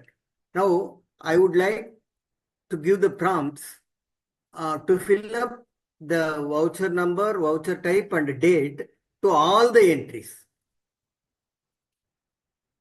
Now, and to take the narration to the extreme right of it.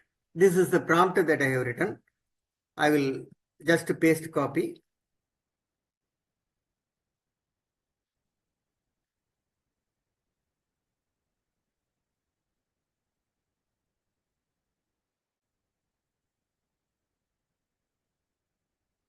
It's running, sir. It will run successfully.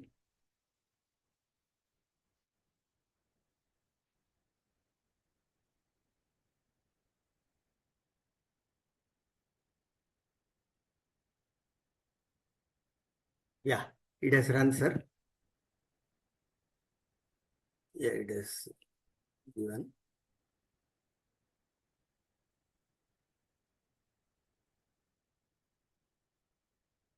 Yeah, it's loading.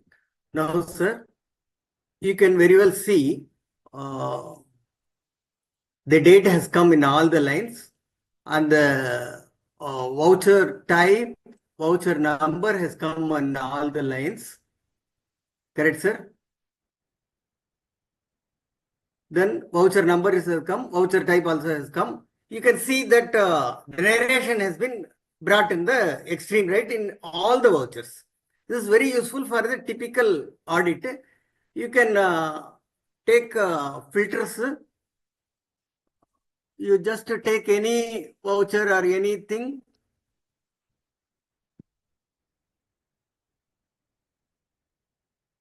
It will give all entries with respect to how that narration and all these things, from which source the voucher has been created, which voucher number, whether that entry is right or wrong, everything you can analyze once you go into that one.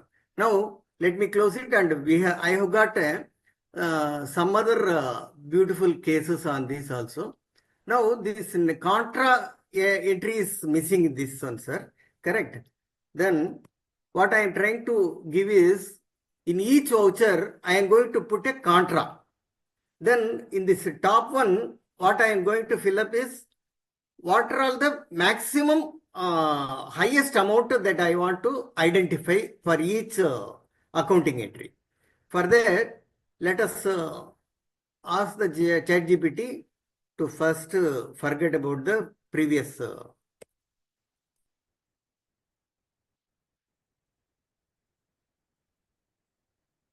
So it will forget it. Now we are going to upload the latest file that we have downloaded,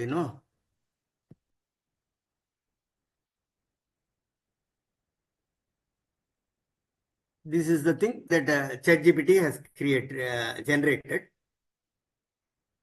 Now in this, I am going to give further prompts to create contra entries.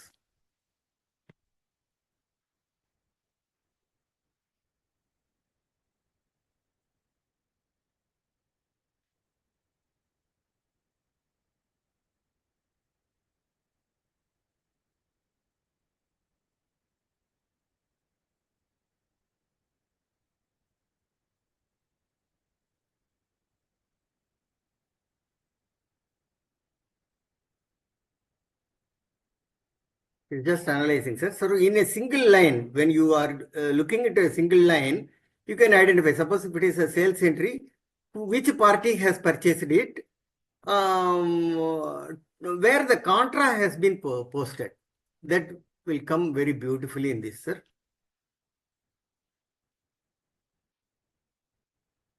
Let us expand only these two.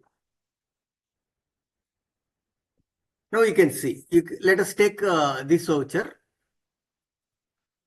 We have sold to some 456 Texcart Mills Limited.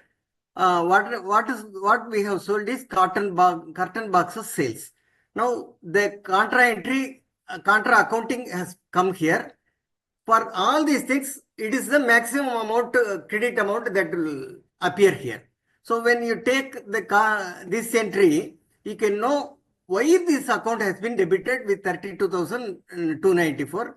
It is because of carton box sales. And we can read the voucher also. Now we are going to arrive at which in each account head, which are the top. Last 2 minutes left. Okay, sir. I think I am running short of time. It is because of. Okay, sir. Now again, I have to give the.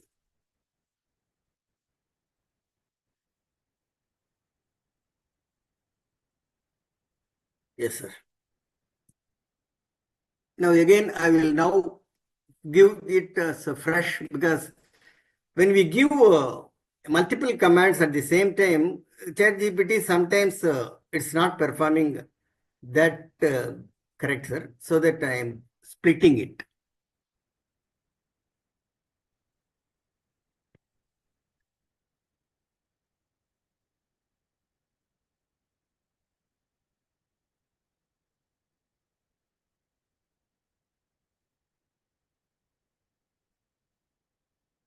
Now it's working on the two aspects, sir. One is it's going to create a summary that is like a trial balance.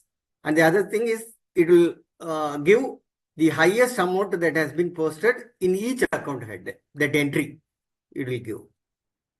First, let us see this one. Yeah. So this one, enable editing. For each account head, this will give top. So this solar farm 11,01,000 is the top figure. This solar farm credit, this is the entry. This from this entry, the highest value that has been posted in this particular account. This is the thing, sir. Then we will go to the summary part of it. Time's up, sir. Okay, sir. Okay, sir. Okay, sir. Thank you, sir. Thank you. Thank you.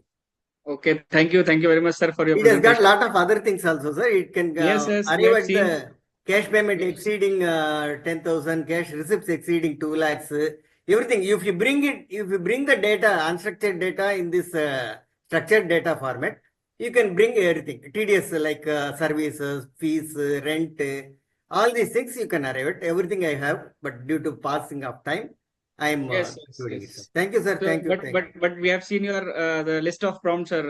There are lot many more Yes, things sir. Yes, to do sir. in. I've got more than 20 use cases, sir, for all this data analysis, including Okay, bank okay, okay. audit. Then you got sales analysis, purchase analysis. We are doing a lot of analysis in the Visual Fox Pro. I am bringing it to the ChatGPT now, sir. Thank you very much, sir, for your use case. Now we'll move on to the next panelist, that is Mr. Nandan Rao. And then all the best for your presentation. We're gonna start now. Sure. Hello, everyone. I'm CA Nandan Rao from Mangalore, Karnataka. And the use case for the day that I've chosen is AI-powered web development with integrated chatbot. So let me quickly explain you why I have chosen this topic. What is the problem statement that I'm trying to solve here? Primarily, there are two things that I'm trying to address here. One being the client interaction challenges that we CAs face, and the second one being the website creation challenge. Now, when it comes to client interaction, we are always flooded with the repetitive inquiries and queries from our clients regarding what details to provide, what is this, what is that. So I'm trying to find chatbot which can solve this in an automated fashion. And also at the same time, I am trying to get some client onboarding details within the same chatbot. And especially the focus is during the peak seasons when we have the tax filing season. That is where we try to push things forward considering the priorities now. But that is a wrong impression that we give to our clients. So that is one part of the problem statement. And the second one being the website creation challenges. We very well know that these website creations involve a lot of money, a lot of efforts, and a lot of technical knowledges. But thanks to AI, we have found solutions which can just give us an entire working website with just a simple natural language prompt. So now taking you through the AI tools that I have used for this project. The first one being rollout.site. Now this is the website that I've used to create a website with a single English prompt. Then we go on to Zapier, which is a RPA cum AI tool. And my focus with the Zapier here is creating an AI chatbot which gives responses from the knowledge base, collect leads, and also schedule meetings from within the chat. Then the third one is the Llama Coder, with which I've built one small calculator, which I'll be demonstrating shortly. And of course, the popular Claude ChatGPTs have been used for generating prompts. And a highlight on the Claude is that now to train my knowledge base for Zapier chatbot, I wanted to automate the downloading process of all the ICAI resources that are available from its website. So that is where I used Claude to get a Python code which could be run, and the automation of downloading of the PDFs could be done. Okay, now let me actually demonstrate the website. Now I mentioned rollout.site is the website that I used to create this. I gave a very simple prompt. I can show you the prompt. The prompt was design a professional, modern, responsive website for CA and Co and Indian Chartered Accountant. Highlight on these experiences and include a button to integrate AI chatbot and the financial metrics calculator. And within a matter of minutes, I have this live website. You can see this is the URL through which all of you can even check this out. And this is the website it has given. It's a beautiful yet professional and a fully functional website. As you can see, I'm quickly scrolling through the entire website. So it's a complete website, I can say, without missing any crucial aspects. And now let me take you to the AI assistant that I've built using Zapier. So I've just clicked on that button and it take me to the CA chatbot. So how can I help you today? So let me ask a simple question. Let's say, what are the details required for ITR filing?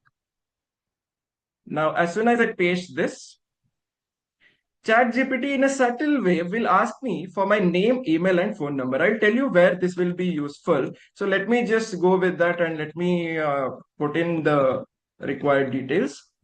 It's the name, email ID, and the phone number. Okay, once I give that information, ChatGPT straight away goes to giving me the details required for ITR filing. As you can see, it's a beautifully drafted. What are the personal informations needed? PAN, other contact information, income details, salary slip, Form 16, income from other sources, investment proof, medical insurance, home loan, and all other things. And the beauty is that it also gives me a redirecting link to the Income Tax Department official website where people can get more guidances. Okay, so this way the chatbot works. Now, how is this able to give this information? It's not from the normal chat GPT or any of the GPTs. I have trained this chatbot with a lot of knowledge base. So let me take you there. But before taking you there, let's say I ask some irrelevant question. Let's see how it tackles this. Who is your dad? Let's say it's a very relevant question, right? So it should not be giving a random answer. Let's see how this chatbot will handle this. See, this is the beauty of the chatbot that I have built. It doesn't give you irrelevant information. It simply tells this is not something that I should be answering. However, you can reach out to the official mail ID of the chartered accountancy firm.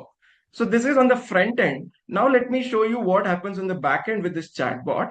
So let me take you to the page where I have customized this chatbot. So here is the instruction tab where I have given the objective. I have told you are a virtual expert of answering questions relating to tax, finance, and etc. Who are the audience and what are the questions? I have given some sample questions and the knowledge base. Now, as you can see, there are three examples that I put in here. One, the ICAI URL, the other one, the official Gazette of India, e-Gazette, and the third one is a Google Drive.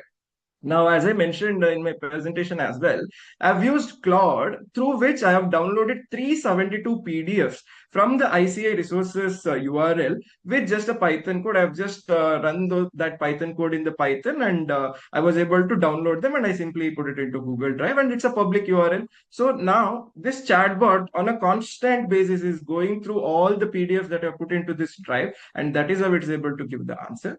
Now let me take you to the logic where you can see when a user starts, it will collect the leads. That is why it asks me for the name, email, and the phone number. And it gives responses and suggested messages and also the schedule button and the style. And now comes the best part. All the conversations, whichever has happened in this chatbot are available here. So that now when that user drops me an email or contacts me, I can come here and see the context of what was the discussion all about so that I can give him a customized answer. Then there are all advanced options and also the analytics, which gives me an idea what are the metrics regarding the usage of this chatbot. Now, I told you the use case of that email, right? So let me take you to what that email does. I put in this email. If you have noticed, I put in this email when it asked for my email. And on the back end, Zapier, using its RPA capabilities, has automated an email where I have told, thanks for reaching out through the chatbot, and our officer will contact you to get on a call to go through this further. So this is what is Zapier all about. Now taking you back to my website, the second thing that I've built is the financials metrics calculator, a very simple one, but it's a proper app. It's not an Excel sheet where I'm asking you to enter the data. So let's say I go in and put sales is 10,000 and profit is sales is 1 lakh, profit is 10,000, capital let's say is 50,000 and loan is 10,000. And I click on calculate metrics. The metrics are calculated. I've define what is moderate, what is healthy, and what is risky. Based on that, I got all of this information. So that is what I was able to do with this. Now, taking you to how I automated the downloading part of all the PDFs. It's a very simple prompt that I gave. Help me automate downloading of all PDFs. And the PDF downloader code came in. I just had to install Python and run the same, and the documents were ready. I can show you the documents 2 minutes part left. as well. So this is the, sorry, sir. 2 minutes left. Got it. Okay. So here are the 372 items that I also put it into the drive. Yeah, so I come to the conclusion of my presentation. I would like to conclude it this way. See, all of us, the small and medium audit firms, what we always face is our visibility challenges. We will not be able to present ourselves best. So using these kind of AI tools where it reduces the workload on us and at the same time portray our technical or the technological abilities, it will be a good starting point. And as I told you, this doesn't need any technical knowledge. It's just the natural language prompt that we can use. I can quickly show you the rollout. You just go here, click on build and give your prompt, and it will be able to generate the website in real time. So it might take some time here, but this is just a demonstration part here. So I just go here and I'll give the prompt. As you can see, it has loaded and the process will start. So that's it about my presentation. Thank you, ICAI, thank you the jury, the panelists, and all the attendees for patiently being with us for the last two hours and supporting us with whatever little we could present. Thank you, sir. Thank you, Nandan. Your use case was fantastic. In terms of you already told that in small and medium firm, we lack in terms of visibility and providing knowledge again and again over a phone call. That chatbot will really help us in our CA profession.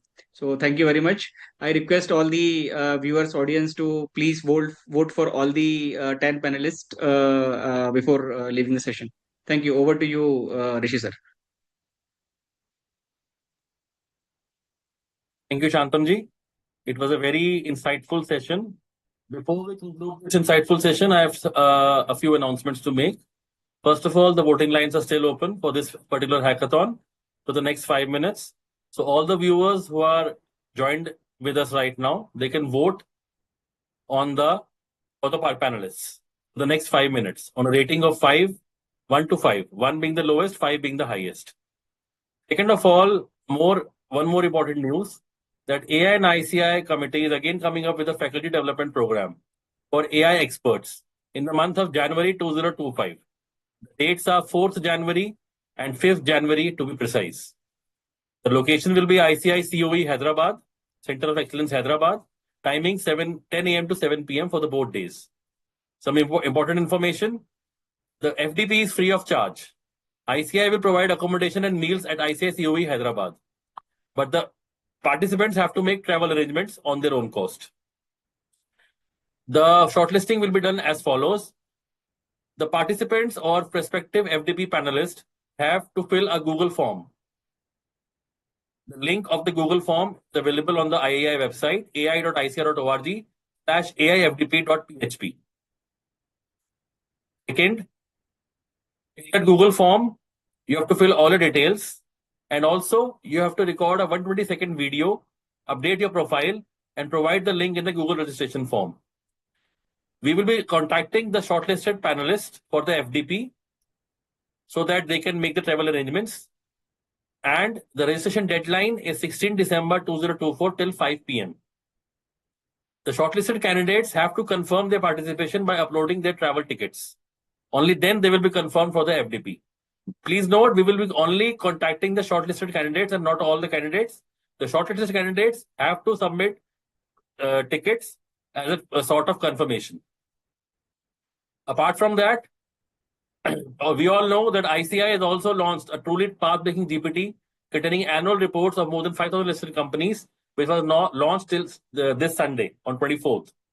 So this was a very good initiative and a very path-breaking initiative, which is never before heard of. Also, please do not forget to register and attend our AICA Level 1 batches, which are going on right now on pan-India basis, if not done till now. So now, as we conclude this eventful session, I would like to extend my heartfelt thanks to our esteemed panelists for sharing their expertise and inspiring us with innovative AI use cases. Your insights have added immense value to today's discussion. A big thank you to our viewers as well as for your active participation and enthusiasm throughout the session. We also thank CA Shantam Agarwalji for sparing his valuable time for today's webinar and being a jury for today's session. And a big thank you to our tech team as well. Last but not the least, we would thank our ICAI and AI leadership for guiding us through this fascinating journey of AI within ICAI. Until then, keep exploring and innovative. Thank you. The voting lines are open till the next 5 minutes. May please vote.